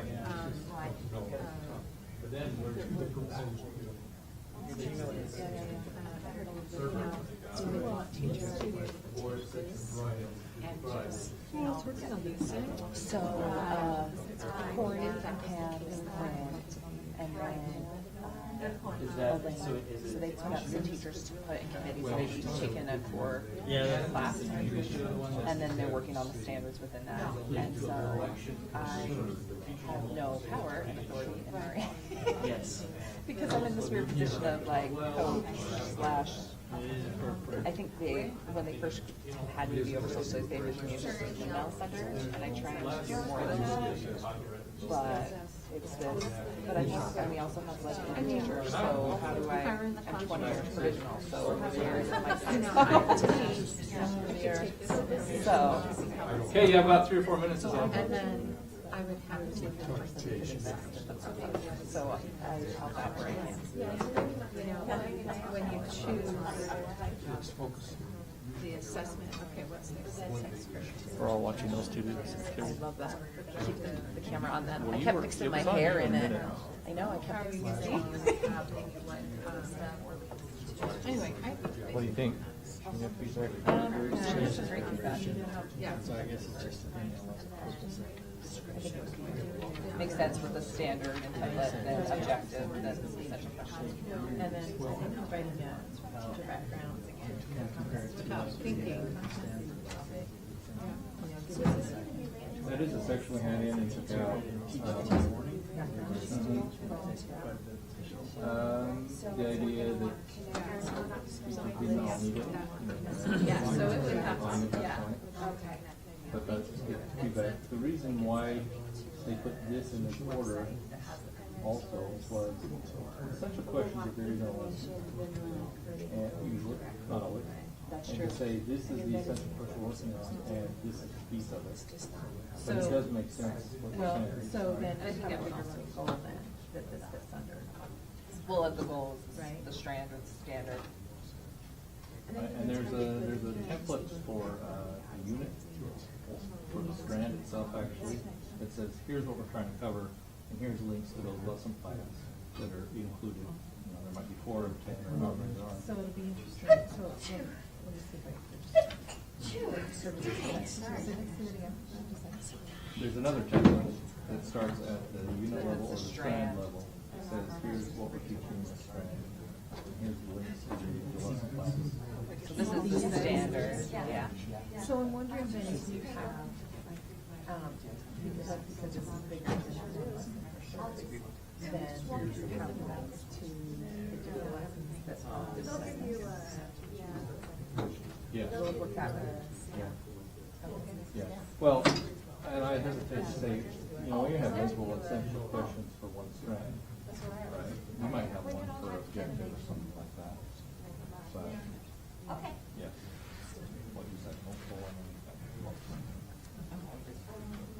Okay. We will have to take that time and say, so we're collecting this information right now from Jordan, and in this form of other districts. Jordan's is slightly different. Because we modified it all, just slightly, but not much. And then they're all going to be one form. It's not like she said, is they're working on tech sets for the strand standard. So is the purpose for this that a teacher can look at this and then just, because I like this here, but it's really, really basic. Really thin. I think so. I like the idea that it asks for historical skills.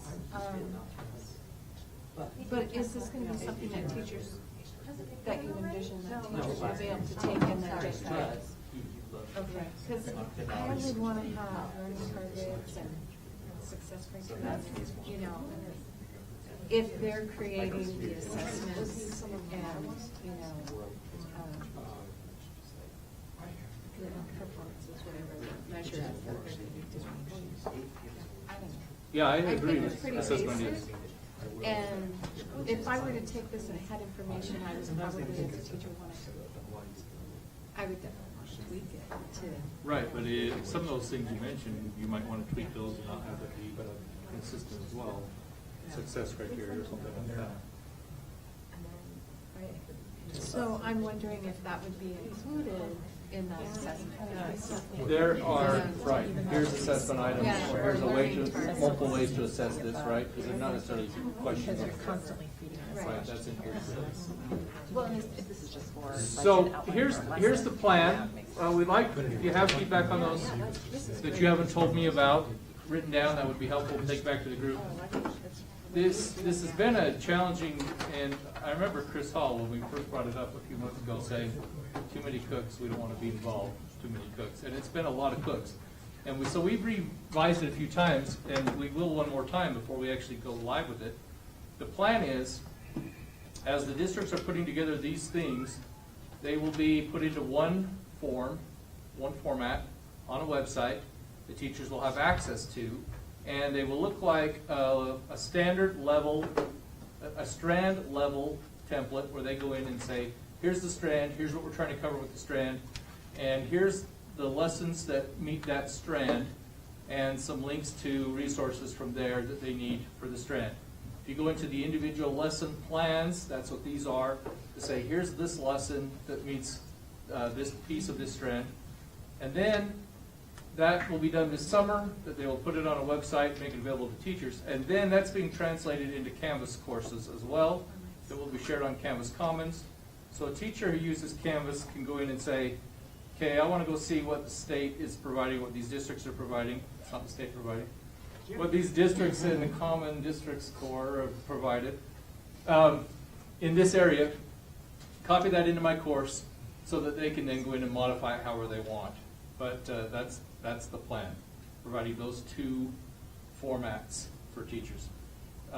We are intending that students have access to these resources as well. They're included in the lesson plan itself. Here's the text link or whatever you need for the students to access. And then when it's in that Canvas format, it's right there. So that teachers don't have to say, okay, now I need to link this, I need to go find this and link this.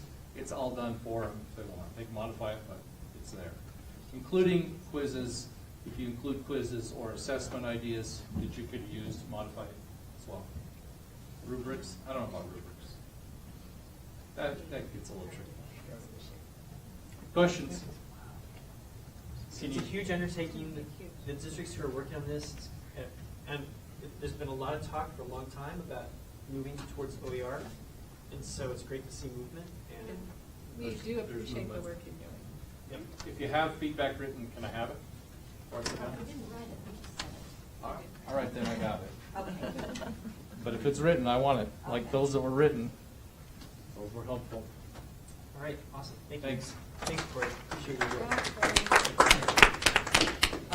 All right, so we've got a couple other things. I want to introduce Martha Ball, who's joined us. Martha coordinated a program called the 3 R's Project for years and years and years here. Across the state, looking at rights, respect, and responsibilities, especially really helping understand First Amendment issues around teaching about religion in this public schools, but a little more expansive than that.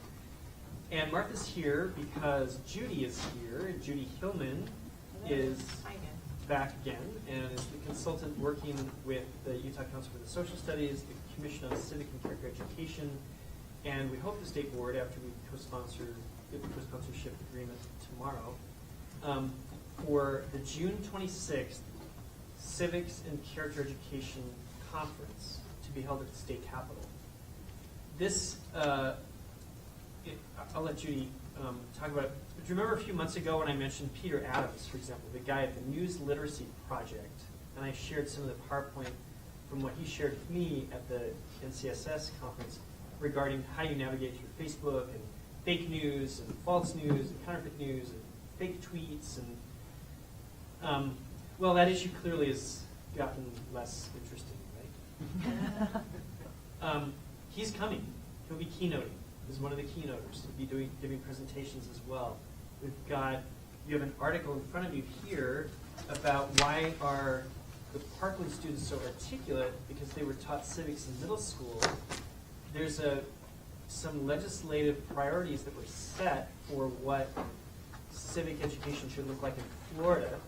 And we have Steve Maciata coming, who's with the Joint Center for Civic Education at Joe Foss Institute in Florida, who will be talking about the kinds of things they've done in Florida to help educate young people. And then we have one more keynoter, and that'll be, Judy, you can come up. And instead of me mansplaining the event, I'll have Judy do it. So come on up, Judy. And then, And you want to pull up some of our Google Sheets? yeah, or you can be there if you want, because actually the camera will pick you up if you're there better than. I know, but I'm not connected to show my Google Sheet. I can show you. You can tell me what to do. Okay. All right. All right, can everybody hear me? Well, first of all, thank you so far for your very thoughtful input on, we've had sort of an embarrassment of riches, I think, as Robert started to describe, with Peter Adams on news literacy, a very timely subject.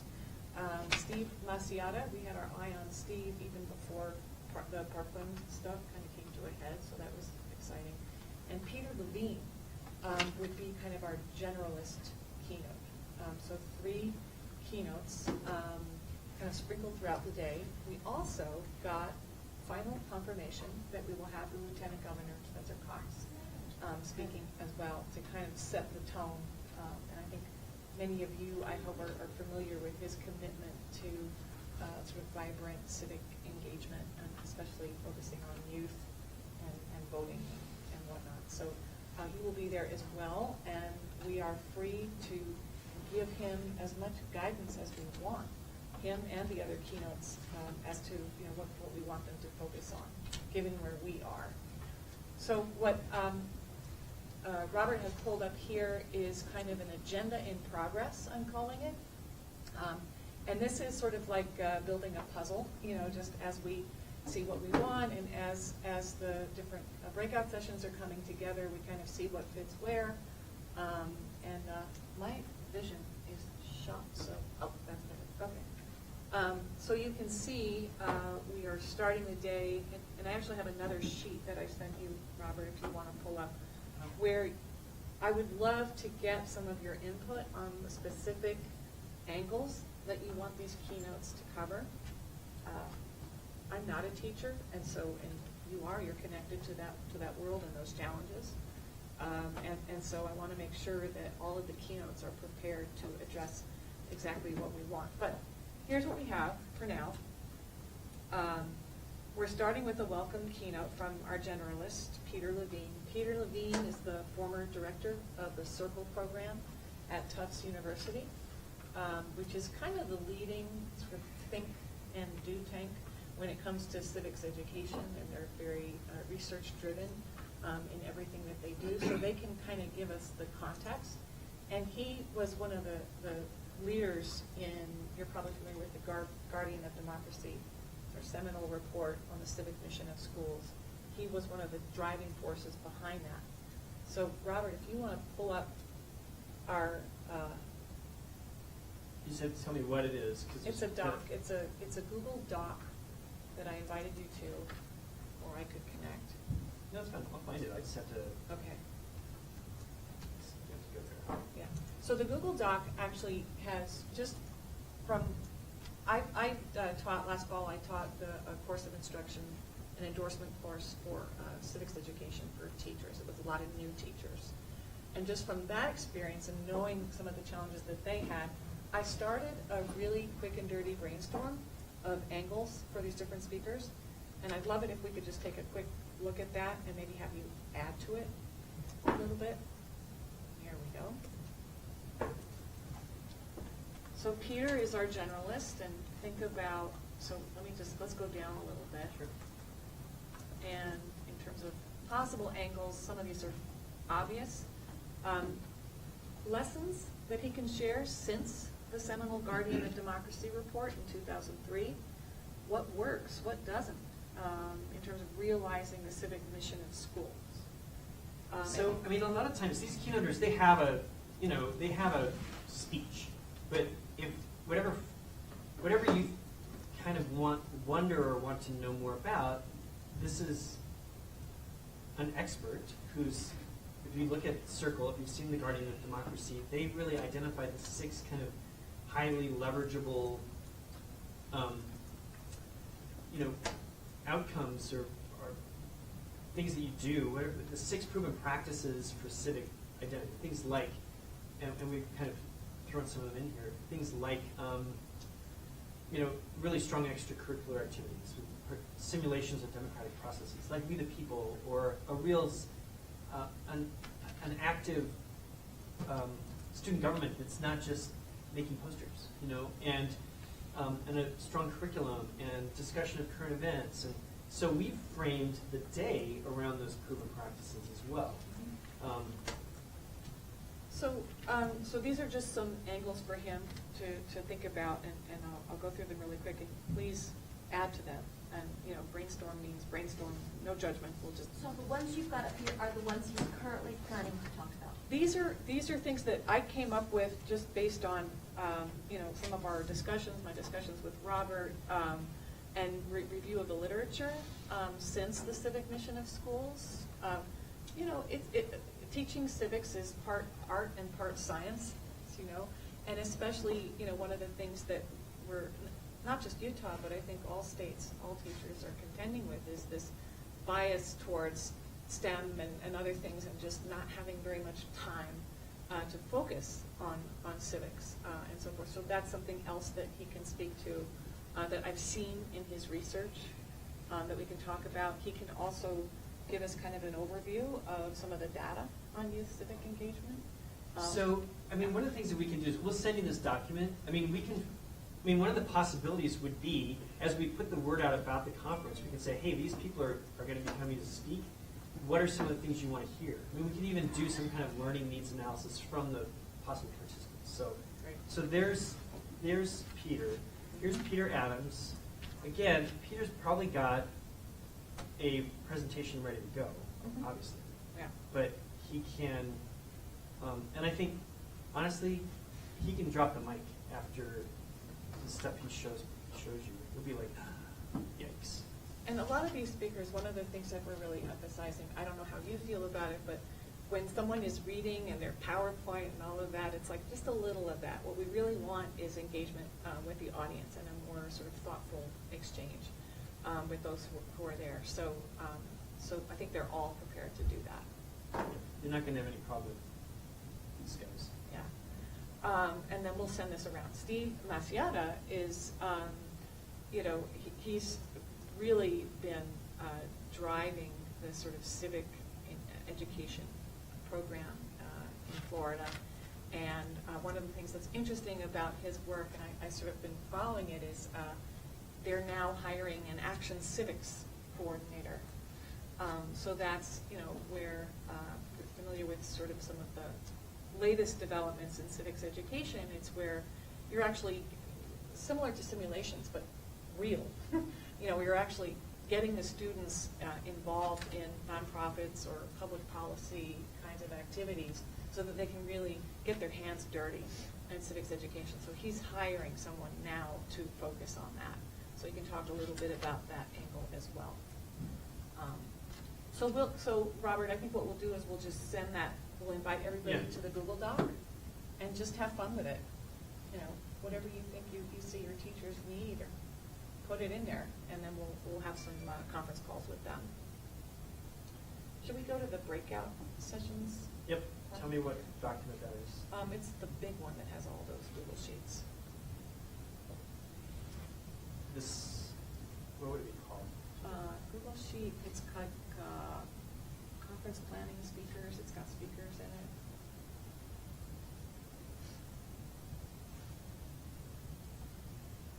Oh, you have a lot of these. This one? That one, possible speakers. Okay. Those are just the keynotes, which we just talked about. And you know what, we'll send around another, I'll add Spencer Cox, obviously, to that list. And you can, if you've ever seen Spencer Cox speak, he's gonna just fire everybody up, pretty much. Okay, for the panels, these are coming along, and what I've been doing is taking some of your suggestions and interviewing them. I've had a set of questions that I'm going through and asking them, and it's coming together, but there are some gaps. What are the bold ones? Are those ones that you've already contacted and have accepted? Yes, bold and green means they are available, they are interested, and I've interviewed. If they're green, I've interviewed almost all So of them. let's just give a kind of a general sense. We're going to talk about some of the basic ideas on the day.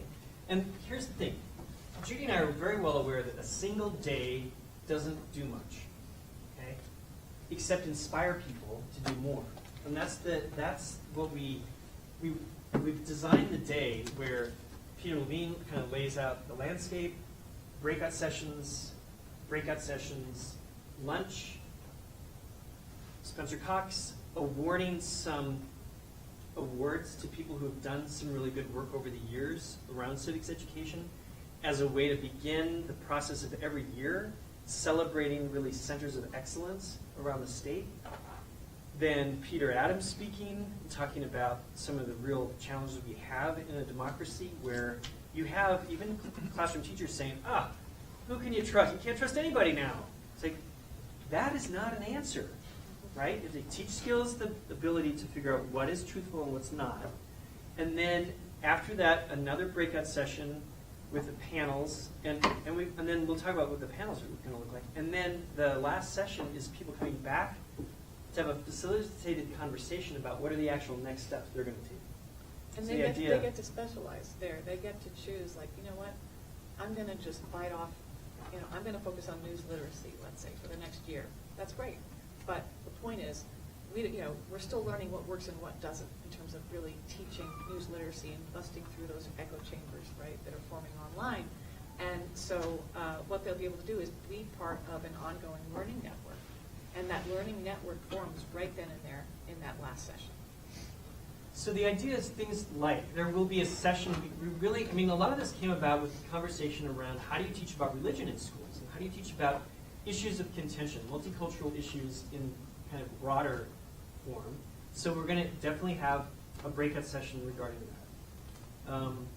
We're going to be looking at news literacy, and the, Oh, sorry, we do have Jennifer Napier-Pierce. and we do have Jennifer Napier. She should be committed. green. Okay. So the editor of the Salt Lake Tribune is going to be there. She's very passionate about news literacy. Peter Adams is going to be there with his expertise at a national level. Dale Larson is a librarian who's also focusing. I mean, this is the kind of research that Judy's been doing to pull these people in. But then we also we want to talk about simulations of democratic processes. So we want to make sure we celebrate the work that mock trials and that We the People and Model UN and things like that are doing, so people know about these programs and know that's a next step they can take. Because the mock trial, for example, is a pretty incredible experience. So then academic service learning is a big piece of civic life, and so we've got that piece. But then we also want to have, and we want to look at hearing from kids about whether they are engaged or disengaged, and how does schools support that one way or the other. So we have possible student panels here of people, everything from. We're going to do two separate student panels. And by the way, I have spent a lot of time talking to some of those students, including Kay's daughter, who you should be very proud of, by the way. And it's just fascinating, and I'm going to share those notes with you. And I think that would really help you kind of, percolate a little bit more about what we need, because these students are just amazing. We want to have a conversation about how do you teach about current issues and controversial topics, and what are the best practices and what are the challenges. So we've got that down as well as an idea. So those are some of the range of the day. Okay, so I did get another suggestion just now from Peter on a specialist. He's actually Israeli, and Dr. Amos Giora, and he might be good for Holocaust education, which we could include in the multicultural sort of character moral development panel. That's kind of how that one is evolving. But any other suggestions that come to mind? The reason why service learning doesn't have any strong commitments is that's my area of expertise, because I come from the nonprofit public policy world. So I sort of put it off because I know that world. But for any of these, you can kind of see where some of the gaps are, and you may have someone that just pops into mind, like Peter just had. Something else to keep in mind, we're getting a lot of great expertise coming forward from BYU, which is great. But one of the things I've noticed as I've talked with different faculty, especially experts in teacher education in various different universities, is there's some expertise all over our colleges and universities. And so to make sure that we're kind of balancing some of that expertise from the U, from Utah State, University Weaver State, Forrest Crawford can join us on the multicultural panel. But anyway, you're going to know of others that should be part of this, and that who spend a lot of time thinking about some of these challenges. Please bring them forward. Yeah. So my question is this going to be also targeted to administrators as well? Yes. And what kind of sessions are going to be available for them that outside of the keynotes to help them see how they can envision supporting it more and better for their teachers? Because I think of Quinn, our conversation this morning, how they're reducing your position to half time. And I mean, how will something like that be? You know what? I'm going to see Robert after this meeting, but we should think about tracks, right, for different, like administrators versus teachers. But one of the things I think that we found would be helpful is to have them together in a lot of these sessions, and to make sure that as we are giving more direction to the keynotes or to the panelists, that we are making sure that we're capturing administrators' needs. So, in other words, we're thinking about institutional development as much as we are about pedagogy. So I think, for example, the engaged students panel is going to be a really great conversation to have about what's the school culture that is going to encourage, that what are the teacher practices that you can support. But I think you're right. I mean, the challenge for us is, okay, we do all this, who's going to be there? That's going to be the challenge, is to make sure we get the right people at this table. Now, the nice thing is we can pay teachers. We have a budget line paying $100 for this teaching account. So at least we've got that. Administrators, if they're on contract time, we can't pay them. But we wanted, that's where we're going to really need you to help recruit. We're going to have, going to start registration? as soon as, we were hoping to get it out today. I mean, we're going to save the date. Well, not really save the date. Here's the date, here's the application. People will apply. They won't necessarily get in just because they've registered. Because we want to see, if we have more people register than we have room, then we will make decisions about who goes. Try to spread the wealth and identify the right people. It's also a little reverse psychology. Well, it's if they're applying for it, then the teachers are beginning to see, wow, this is something really special that I can be part of. Because it's going to be a great day. It's going to. I mean, I think. I can't wait to go to this conference. Robert, I've said this before, but if you're planning on inviting administrators to come, the best thing that the state office could do is at your curriculum directors meeting, get them to encourage curriculum directors to come and encourage their administrators to come. Because if it comes from them, they will do it. Okay. Thank you. Great. There is one obvious gap that I'm hoping some of you can help me with. I think we're getting in the student panels, we're getting a good balance between Davis County, Utah County, urban, Salt Lake. I don't have rural, and I would really it would be really great if we could find at least 2 rural students who can be thoughtful about civics education, kind of turning the tables on that panel and having them tell us, what would constitute, effective civics education. Any rural kids come to mind? Could you contact the city councils of some rural cities? Sure, or youth The youth councils, yeah. That's a great idea. Youth city councils are some great. I mean, that's where a lot of the Senate youth Yeah. kids sometimes Yes. come from. Yes. Jeff, do you want to come up and I'll get you hooked up here? We're good? All right. Any other? Yeah, I think. Well, thank you so much. We will be circulating the doc, some Google Docs that you can just freely comment on. And please take time with it because your input is critical. We want this to be of value to your teachers. Thank you. Thank you. So, thank you, Judy. All right, so I'm really trying to make sure that we also have an opportunity to learn at days like this. This is our last meeting this year. We'll look at setting the agenda for these kinds of meetings in the future. Esther, will you make sure that we let's put some kind of evaluation form together so we can send it out, give you feedback about how do we make sure that these meetings are the best use of your time. Okay? And Susie, you get to be unfettered because you're not going to hurt my feelings since you're retiring. And Quinn, I won't take anything you say seriously anyway. So, I'll show you. But so Jeff is here.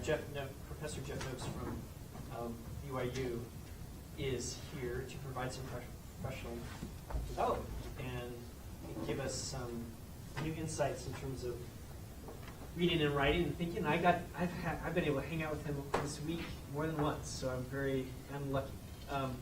So I'm gonna stop this, and what you do in your browser is open a new tab. You're connected to the Wi-Fi. So you're going to go to a new tab and type in 1010, just 10. It's this address on the left. It's the shortcut. So 10.10.70.7.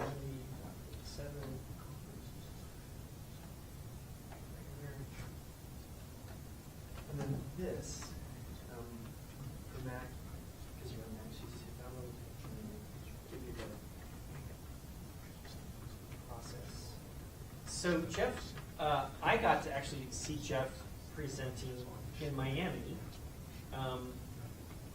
to a national group of social studies leaders from the country. So then this icon, once it's done, so that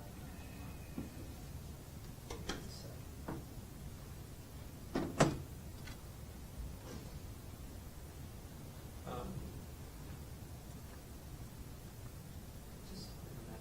And Esther, will you come up here too?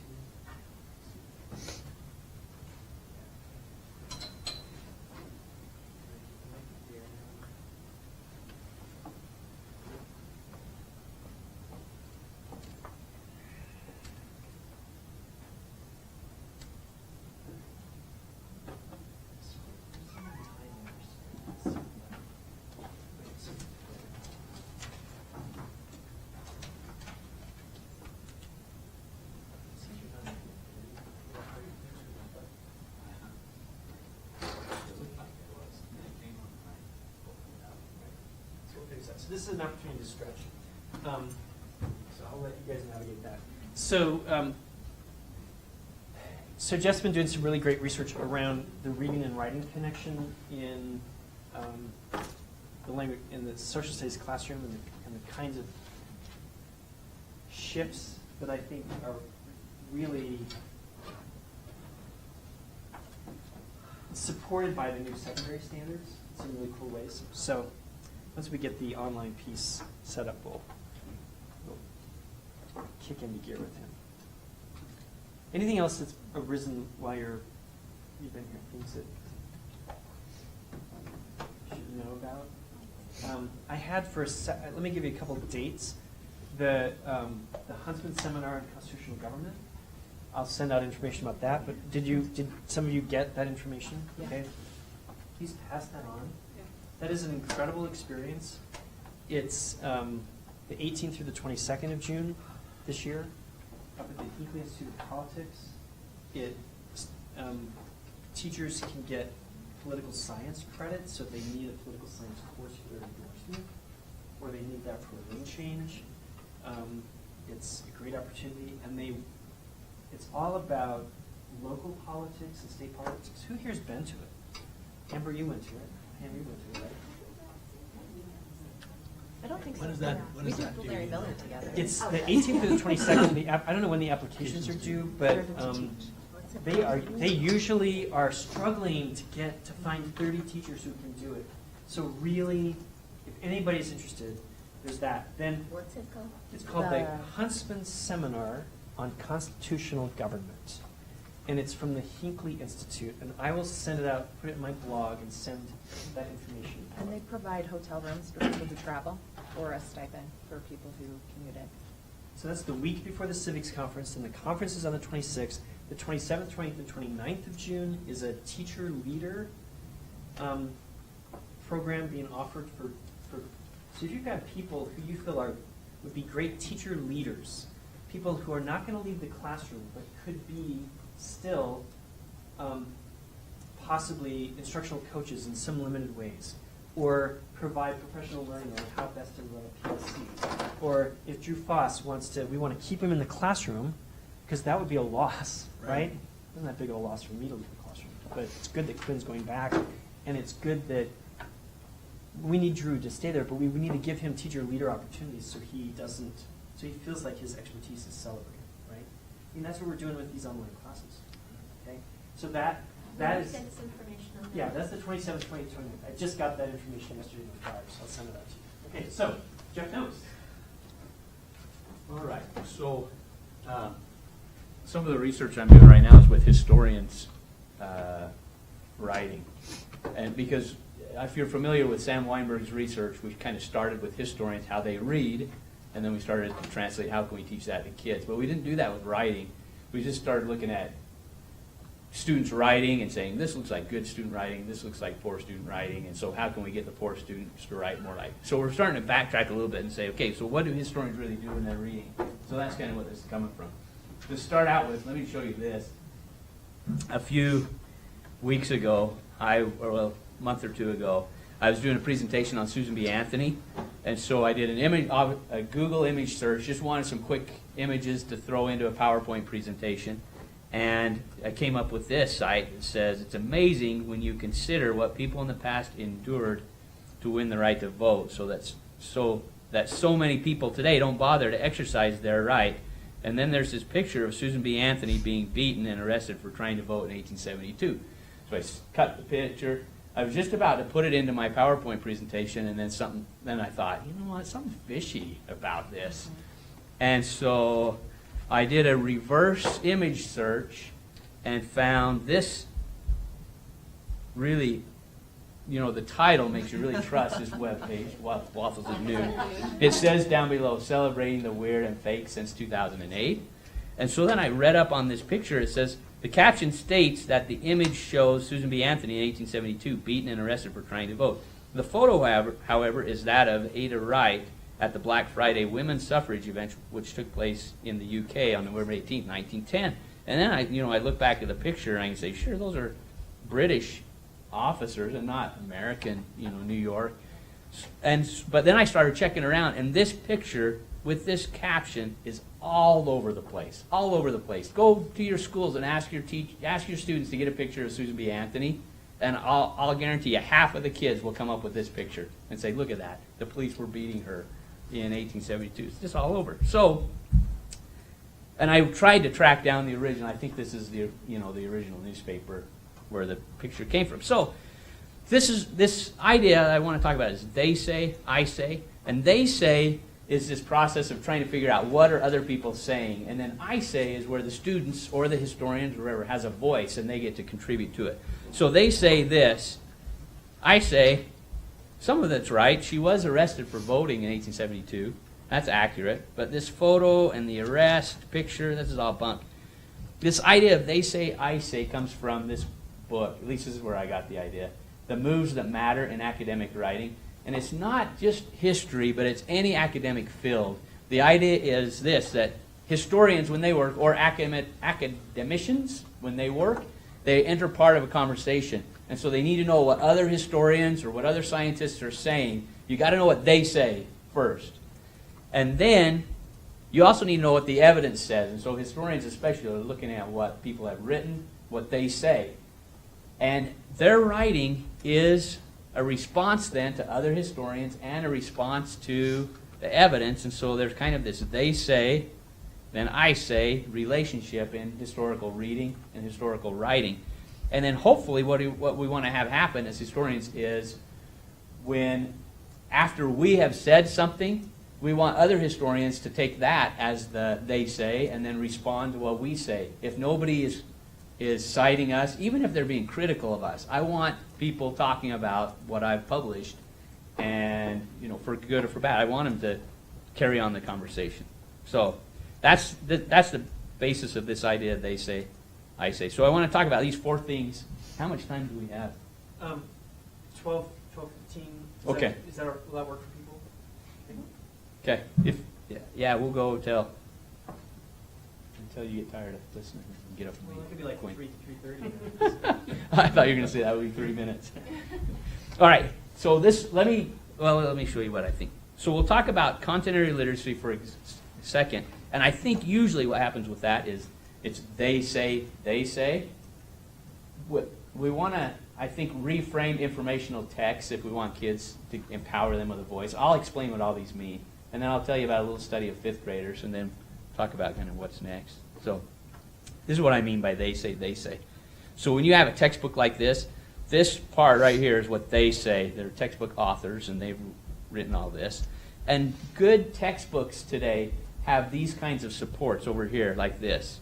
So this is a great thing to help kids work with a textbook. So if I zoom in on that, the trouble, though, is if I do these things, like if it says reading skill, categorize, organize people, groups, and ideas by their position on slavery. And so these are the people that are for slavery and their ideas. Here's the things against slavery. Here's the compromises. And as I go through that process, if I'm a student, what I do is I write that is I'm just kind of repeating back, parroting back what they say. So this is a good example of this they say idea. I read what they say, and then I say back what they say. And this is on every page of the textbook. This is what they say. And then if you zoom in on what students do, what does Webster mean when he says, what would cut the Mississippi River in two? What does Calhoun accuse the U.S. government of doing? It's really just repeating back what they say. So what I'm going to push for in this little meeting is that we do not so much they say, but more of the they say, I say, and we give students a voice in talking about it. Any thoughts about this? I just have Yeah, one yeah. thing, and that's on the previous page where it said, list these where they fell on slavery. I think if students do this, that's a great jumping great. off point. Because Yes. then they've got it solid in their head. Mhm. Yeah, there is. They say is important. We got to know what what other people are saying, and so I'm not saying we don't want to teach kids to really zoom in and learn and understand what they say, because that's a part. That's the first part. But I do feel like Jeff's really onto something here that is easily explainable to a teacher in terms of saying, it's not just they say. It's not just they said this, and I'm going to repeat back, right? Because we see that way too much. Fill out the worksheet that just parrots it down. And to shift to, well, so why did they say that? Think about the civics test is a great example of a they say. It's just, we the people, why, what are the first three words? There's no push toward, well, what do I say about that? And so I'm excited about this easy to describe shift for teachers to think about. Get your kids to start doing that kind of historical interpretation that we call for in the standards. So the first they say is them figuring out is the reading part, them figuring out what others have said, and then the second they say is them writing. They're just regurgitating back what others have said. So this is not good enough for the 21st century. It doesn't work. This example I showed you, this is what your student does. They get online, they do a Google image search, they find this, they say, perfect, this is what I've been looking for, now I can put it in my presentation. And then, so the internet says this, and then your student says this. Here's a picture of Susan B. Anthony being beaten by police officers when she was trying to vote, as your students do in their presentation. There's got to be something else that's happening, so instead it's got to be, they say this, I say, untrue, that's fake news, that's not right. And I know I need to do some digging. I can't just parrot back what I'm being told. I mean, we know we got all these Russian bots that are an army of them that are pumping fake news out. And so on the one hand, and we can go to war against Russia to get it to stop, or we can teach our kids how to deal with fake news. I mean, it seems to me that I would rather teach kids how to deal with it than go to war over it. But we'll see what happens. So this is the first idea. Is this idea of they say, reading and writing in history classrooms just isn't going to prepare students sufficiently for what we're facing in the 21st century. And so I think the first step in this process is reframing informational text. So thinking differently about what they say. So, Nell Duke, she's the expert on informational text. She says informational text is writing that is intended to communicate information about the social world from one presumed to be more knowledgeable on the subject to one presumed to be less so. And in the Common Core State Standards, it says, because the English language arts classroom must focus on literature, stories, drama, and poetry, as well as literary nonfiction, a great deal of informational reading in grades 6 through 12 must take place in other classes. Other classes here is code word for what? Science, social studies. Yeah. So, in other words, they're saying we need to teach kids how to deal with informational reading. And there's a lot of talk about informational text, but I think it's dangerous to think of text as informational. And I don't care how fact-based they are, they always come from a person. That person always has a purpose, and that person has to choose the words to use, what to include, what to leave out. And so to call it just pure informational is dangerous, I think. I don't like, in my mind, we should be focused on how to teach kids how to deal with misinformational text or disinformational text as much as informational. Were you telling me about the nonfiction class? Or do you remember that conversation? There's some students, I can't remember where the class wasn't called social studies anymore. It was called nonfiction. They were going to this school class course, like here's literature in the English class, but here's the nonfiction. And that's, again, that same challenge of, well, it's not, just because it says nonfiction doesn't mean it's informationally perfectly true. So, Yeah. which leads it to Or that it represents all perspectives, or so here's some good examples of informational text. We got a True Book, the Iroquois, we got Factory Girl, we got Years of Dust, the Story of the Dust Bowl. I mean, you've probably seen these elementary kinds of. So this is a question: if this is a true book, then why do we need to have students say anything besides just repeating back what the true book says? This is not written by an Iroquois man or woman, by the way. This is the true book of the Iroquois, though. Or if we're talking about this is the story of the Dust Bowl, then what do kids do? They say it kind of primes them to just repeat back if we frame things this way. So instead, if we say this is an account of the Iroquois, and you might choose a different way to present information about them. A member of the Iroquois nation would almost certainly present information about them in a different way. This is a story of the Dust Bowl. This is an account. Have you seen the split histories? So this is an actual little paperback book, and if you look at it from the front, this is what it looks like. And if you flip it backwards, upside down, you see this. And so it has two front covers that are reversed. And so if you start reading it from one side, it's telling you the story of the Civil War from a Union perspective. And if you flip it back to the back and upside down, then you read read about the same topic from a different perspective. So the idea is they say this, but they could have said this, So they say is not the one way that it could be said. So just one example I'll show you really quickly is this Battle of Horseshoe Bend. So I'll give you 3 informational texts about this battle from 3 different textbooks. So this is one. In 1814, Andrew Jackson of Tennessee crushed the Creek Indians of Alabama who had allied with the British to make peace. The survivors surrendered most of their lands. What time period do you think this comes from? What are your thoughts about this? This is just pure information about the event, right? It could come from any textbook that we've ever read. It sounds really familiar. So this is from a pretty modern textbook. It's from, within the last 10 years. How about this one? When General Jackson arrived in front of their breastwork, his troops advanced with unexampled gallantry and were received with the greatest coolness. A most destructive contest was maintained at the portholes until Major Montgomery, springing to the wall, called to his company to follow him. He was immediately killed. But his followers, unrestrained by his fall, scaled the ramparts, and the remainder of the army, following their example, soon succeeded in driving the enemy into the brush. The Indians, refusing to surrender, the brush was set on fire, and soon, being exposed to the view of their enemies, their numbers were materially thinned. Yeah. When was this published? Any guesses? 1800s. It was. This is from the 1800s. Yeah. And what difference do you notice between this and the last one? The perspective. Okay. Like their bias. The bias.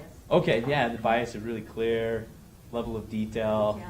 I mean, it's almost The like in language. this one, every word has to be carefully chosen because they know that the textbook selection process is going to review things and they've got to please minority groups and they've got to please the Texas And groups. look at how the second one says they killed them off.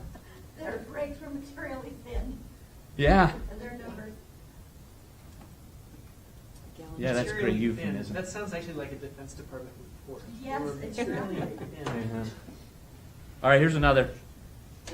Jackson became, again, these are informational texts. Jackson became a national hero when in 1814 he fought the Battle of Horseshoe Bend against 1,000 Creeks and killed 800 of them with few casualties on his side. His white troops had failed in a frontal attack on the Creeks, but the Cherokees with him promised government friendship if they joined the war, swam the river, came up behind the Creeks, and won the battle for Jackson. When the war ended, Jackson and friends of his began buying up the Seas Creek lands. He got himself appointed treaty commissioner and dictated a treaty which took away half of the land of the Creek Nation.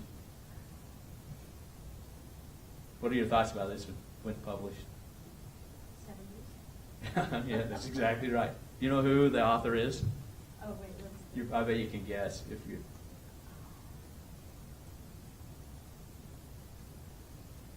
Oh, yeah, I know who this is now. Do you?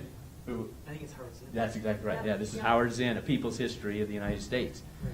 So, what are your thoughts then about these three informational texts? And do you see what I mean by the fact that there is room for students' voice as we're looking at even textbooks or anything else that we think is informational, especially if we frame it in a different way. Any other thoughts about that or this? I think the challenge is just that for those teachers who struggle with kids reading in the first place, to get them to then be a nuanced reader who could look at multiple texts, that's going to be the challenge of navigating that, Mhm. right? And of starting to see, but we want them to do that, and the only way they're going to be able to do that is by practicing it. But I know that that's the challenge, right? Yeah, the good news is we have 13 years with them, though. And Right. so if we start with them young, showing them that and then expect progress from year to year, and we keep, punching them with this same idea that we need to be, not disbelieve everything we hear, but there is this little bit of skepticism. We should be mildly skeptical of information that we receive. Well, I think these three are great in terms of using all three and having the kids identify fact versus loaded, opinionated words. Mhm. And there would be a simple exercise in simply, 1814 is a fact. It's a year, it's Mhm. stated. But some other things, gallantly, what does that loaded word mean? Yeah, I mean, And crushed good- is an good. example. Crush is Yeah, a they great- could have put a lot of different words there. Because I think these three are perfect examples of looking at what is a factual statement, what are loaded words, what are opinionated statements. Yeah, and that's where, that's a great start for kids when we're trying to teach them how to distinguish fake news and real news and how to make sense of it. Even real news, think of the loaded words that are embedded within real news depending on, the perspective that's being shown. Why crushed? Why not defeated? Why not slaughtered? Why not materially thin? There's lots of choices there, and for whatever reason, the textbook authors decided that crushed captured the idea best and was maybe safest to still give a feel for the slaughter that happened, but there's no way they're going to put slaughter in there and have Texas approve of that textbook. Why this? Who had allied themselves with the British. There's lots of other, they could have said, who were determined to defend their homeland against illegal white settlement. Or they could have said, who had recently engaged in a series of violent raids, killing scores of American settlers. Which is true. Both of those are true. Why then, who had allied with the British? Probably connects the best with their ongoing narrative of the War of 1812, Mhm. being America versus the Mhm. British. Yeah, and it's a pretty safe way because we can all agree to hate the British, during the War of 1812. So, Oh my gosh, it's just like, I'm making the connection with yesterday with Radio West. There was a woman talking about how we so often forget the nuances of like the Pashtun in Afghanistan and not understanding the ethnic, or in Vietnam, for example, the same kinds of issues, not understanding what is really going on, and instead talking about it in those terms of giant, like, the domino theory, like there's this other thing. It's really not that, it's this. And here's the narrative of it's them against the British, when really the complexity is there's all this other stuff going on. That's really why they were aligned with one group or opposed.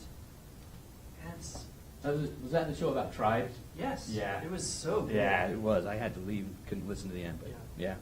yeah. So the idea of this, though, is as the textbook publishers have to put something in there that they think is not going to turn off the reviewers, and so this is a really, really safe thing. And like Quinn said, it fits in with the War of 1812 narrative that's going on. So this is the key thing, that we help kids see that what they say is recognized as only one of many ways to tell the story, and then all of a sudden at that point what I say starts to become more important, because you could say it this way or that way or this way, and so now I have a voice. So this is the second takeaway. Traditional objectives, instruction, text, and assessments kind of perpetuate this they say mentality in students. The information, that whole phrase of informational text, I hate it, because it makes, what's your role in reading informational text? Regurgitate it. Mm-hmm. They say. All right. So let me tell you about this work I did with these little fifth graders at Riverton Elementary. At the start of the year, I went in and I did an interview with them, and one of the questions I asked is, what do you typically do during a history lesson? And here's some of their answers. So Heather, these are pseudonyms, but Heather said, I typically listen and figure out how stuff worked back then. The teacher wants us to listen to help us figure out the past so she can fully have us understand too. And Jordan said this, I listen and I try to understand what they're talking about. And then Andrea said, I usually sit and listen and participate in the things they ask us to do. What commonality did you see? 61% of the kids had listen in their answer. That's what they typically do during a history lesson, is listen. And there's nothing wrong with some listening. So then through the year, I went in once a week and I did a lesson that involved document-based analysis. And so this is one of the lessons was on, did Sherman use excessive force? And how accurate were these pictures? And how can historians know something? And then at the end, so this is after a full year, I went back in and I asked the students, what do you typically do during a history lesson? And Heather said this, I typically would be just trying to figure out how does one piece of the puzzle fit with the next piece of the puzzle, trying to figure out how they go together so you can figure out the next piece of the puzzle after that. It's definitely a different thought about how we do history. Jordan said, analyze what's happening with the history that we're talking about. And then Andrea said, analyze. Definitely analyze your sources to try to figure out your opinion of what happened. So like detective work, taking your clues and figuring out the answer to your question. I think I'm going to be so disappointed in 6th grade. When the teacher doesn't do anything. Yeah. They'll be back to listening. 38%, and the post says 38% said listen, which I thought was good. They should be listening some of it. When they use the word analyze, do you feel that they understand what that process means? At a 5th grade level. So That you on a very limited level. parts and Yeah. so on. There is a process there. Yeah. And I wonder how much they understand that. So the lessons I taught, we talked a lot about looking at the source and keeping the source in mind and recognizing perspective. And it took some time for him. So I had one kid every class. He would follow me out in the hall after class and he'd say, so what's the answer? What's the answer? And I'd say, well, what'd you come up with? And he said, he'd tell me what he came up with. And I said, that sounds pretty good. Was that the answer? Well, how did you come up with that? Is that an AP kid? What's that? I'm just kidding. It's like AP kid. Right. Yeah. He's destined for AP, right? And by about the first month or so, he quit doing that because he realized that I wasn't going to tell him the answer, because as long as he's using evidence, he can justify what he came up with. I like that kind of thinking and think it's important. Yeah, I was just going to say, this reminds me with high school students, for years, I would start the classes with a day or two on Bloom's taxonomy and explain the process involved in each of the levels. And that improved their ability to think in a complex way profoundly. Jeff, how many lessons did you teach during the course of the year? Oh, probably, how many weeks is the school year? I missed 36. Yeah, I missed maybe a half dozen weeks for one reason or another. So So I you was were in there quite a bit, you were in maybe there 30 times. times. Right. Yeah. What teacher were you with? Well, there was a couple, Mrs. Duhane and, one of the classes was a gifted class. I can picture her, but I can't remember her name. I could figure it out. I think she's retired now. And you did things like the lunch in the class, the fight in the cafeteria, you do that lesson. And, Yeah. You know. Oh, that was another. So have you heard the cafeteria fight analogy? So this is how I helped them with this idea of analysis. Is I would say, I tell the story. I know this would never happen at the school, but just imagine that there was a fight in the cafeteria one day. The principal wanted to figure out what had happened and what's going on with it. And so the principal starts to take written statements from people. Would the principal want a written statement from the two kids that fought? Yes. Definitely, but would those statements be completely truthful? And would they tell the exact same story? No, probably not. So why does the principal want statements from them if they're not maybe perfectly accurate or tell the same thing? Why does the principal want to get those statements? Okay, good. It gives a point of view that's important. Would the principal want a statement from maybe a person that worked in the cafeteria that saw the fight as it happened? Okay, probably. An adult that saw it definitely would want that. Would that adult be able to tell all the details? Probably not. Maybe not, what the kids were thinking at the time, which they might be able to tell. Would the principal want a written statement from the parents of the kids? They weren't even there, but would a statement help? Not necessarily. Not Inflame things. Yeah, maybe. But what if one of the dads told his son, "You've been putting up with him all year. If he teases you tomorrow, go ahead and punch him." Then all of a sudden that parent statement, even though he wasn't even there, becomes important. And so I had this discussion with kids. So at the end of the year, when I was doing this interview with them, that was like on the first day or the first time I was there in the class. So at the end of the year, I asked them, "Tell me what historians' work is like." And I can't tell you how many of them said it's kind of like a principal that was trying to get to the bottom of who had caused a fight and had all these written statements from people that maybe were only partly correct. And the principal was trying. So I know that story really resonated with them, and they used that kind of as a standard for thinking about, okay, how do we think about these documents that they are flawed, but the best we have. And each one is important for what we're trying to do. To me, this was the key. Here is Jordan on the pretest. I listen and I try to understand what they're talking about. On the post-test, analyze what's happening with the history that we're talking about. To me, when I saw this kid, I thought, there's something. All of a sudden, I say, they have got a voice, and it's not just regurgitating back what they say. So to me, I think it's really vital that we're... Yeah, it's weird. I noticed that. Yeah.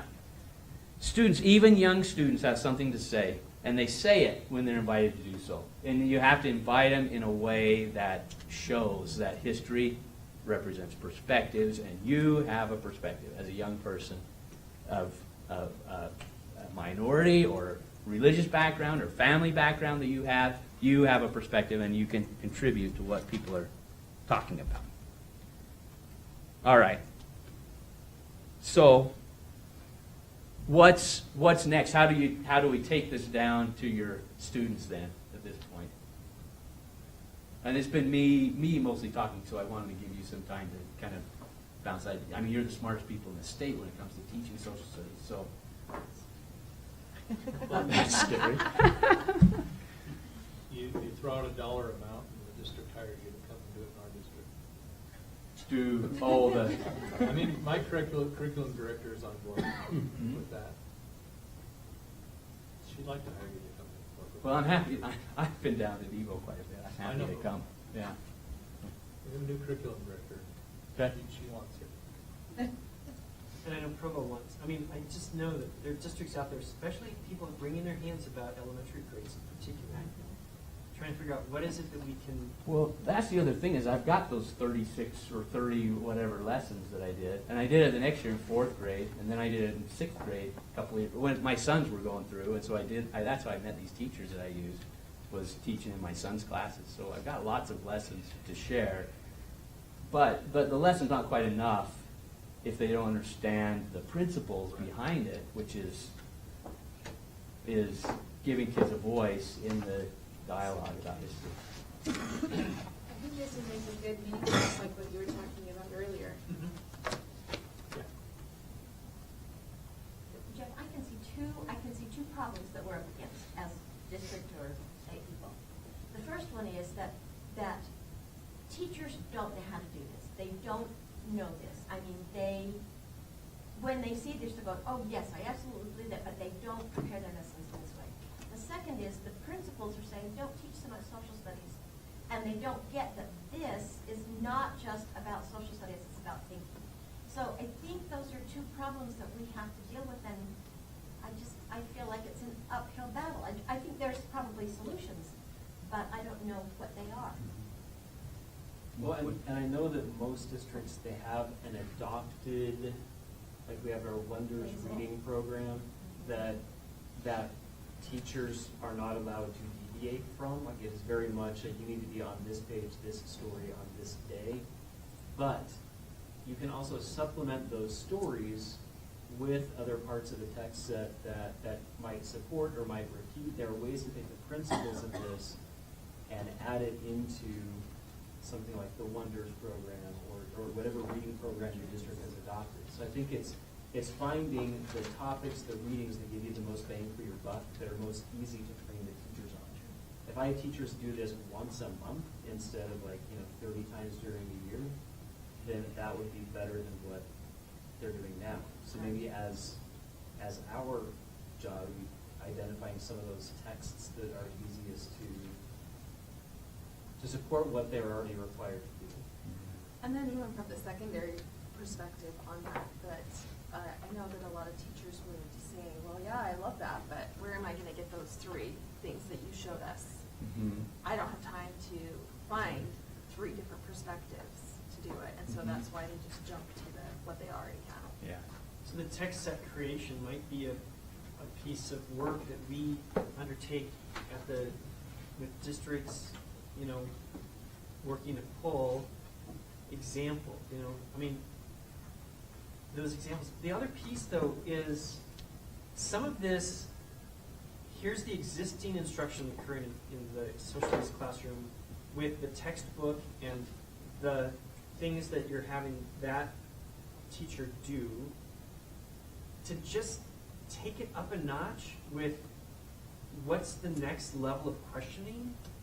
That would not require necessarily a lot to get that cognitive shift to the next step. And I'm curious about what we see out there, because I see a range, and I'll tell you, I saw a lot of just dribble in classes where the DOK level was just embarrassing. And I don't know why kids were excited or even coming to school in some of the places where I went over the last few weeks. And that is not why we got into education. We didn't get into education so we could bore the heck out of kids. So what are we doing about that? And I'm sure some of you have done some really cool stuff. How have you pushed, or do you see that some of the efforts you've made in your districts where we're shifting it towards the they say, I say? Well, I know Orem Junior High has a really great team that does a lot of this kind of work, but it takes some strong teacher leaders, I think, that understand the concepts and then kind of muscles the, I don't want to use ageist language, but there tends to be an old guard of teachers who are so tied to the content.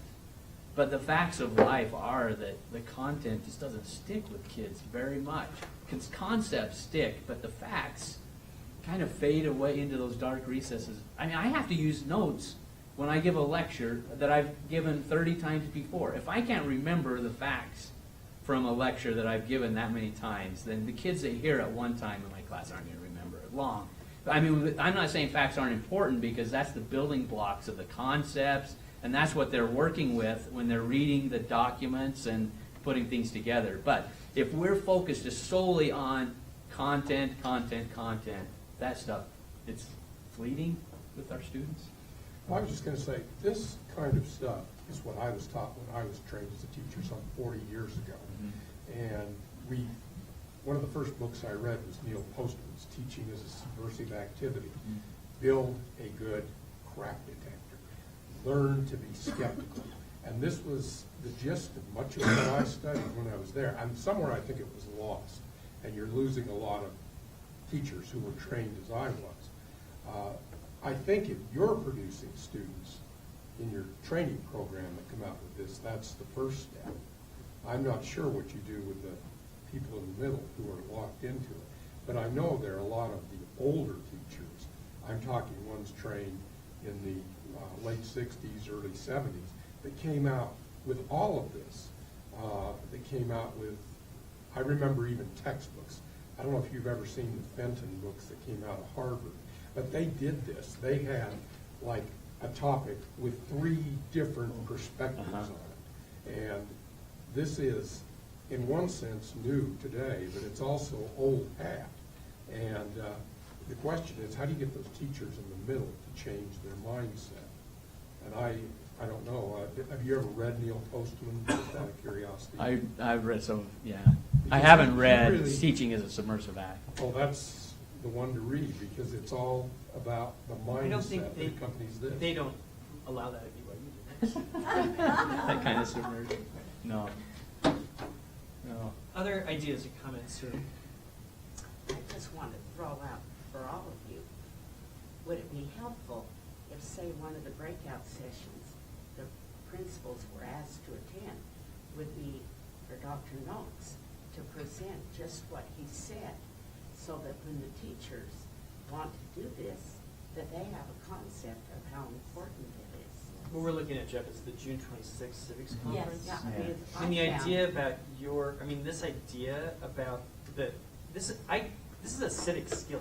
Oh, absolutely. You know, and I think that that's an interesting frame to talk about just the vital importance of this skill set, and how social studies in particular is a unique opportunity for kids to do that. They don't do this when you read literature, unless you're like, is the narrator, a reliable narrator? Is Holden Caulfield really, but this is an opportunity to talk about the seminal importance of social studies as a civic skill. So I don't know what your June 26th looks like, but So we'll talk. I think it would be great to have Jeff as a breakout session, but even our keynotes, as they talk, that they mention the same thing, so that it's drilled into them all day. Okay. And the fact that civics isn't just, civics, we've got to have these social skills, that this is important. That social studies is everything we do, it's not just history. So. Well, great, if I'll start a list of themes that you want to carry through the day, and that will go on. Okay. What other thoughts do you have? Hey. The elementary lessons as a resource. I see a book there. Yes, please. Are you thinking of that, Jeff? What's that? Are you thinking of putting this into? Well, you know what? So I've got this. I just barely got a contract to write this book. So Historical Okay. Literacy for Citizenship, Preparing Wow. Hearts and Minds for Wow. Civic Change. Wow. Yeah. Will it be out next week? December 28th is when the manuscript is due. So I've got some time. I need some time. But not, that's not a lot of time, Jeff. No, it's not. I've got it week by week description what I'm working on. Squeezed us in today. What was the? Well, just the idea of those 30 lessons and You know what? If there's another way to make them available for teachers, I'm happy to just make them available. So, And to tell you the truth, they're put together in kind of the same way teachers do. So I put them together once, I taught them once, and I would definitely make some revisions if I were to teach again. But you know how that goes, where you know. So they're good, really good resources for most of them. Not great, and so teachers would have to take them and work with them, massage them a little bit. Probably better than what they have been. And I can tell you that I would say that if there's a fifth grade teacher who has any inkling of teaching social studies, and you handed them lessons with the resources they needed to do it, they would take it and run. More than just... And you know, I'll tell you one other thing about that study is the principal at this elementary school, I noticed that he was spending more and more time in the classroom while I was there. And then the next year he moved to a different school, and he asked me to come and do some professional development with his fifth grade team at that school. So administrators can see the value of this, I think, if they're, you know, yeah. I mean, I didn't preach to him at all. It was just, he just was watching what was going on and could see something special was happening.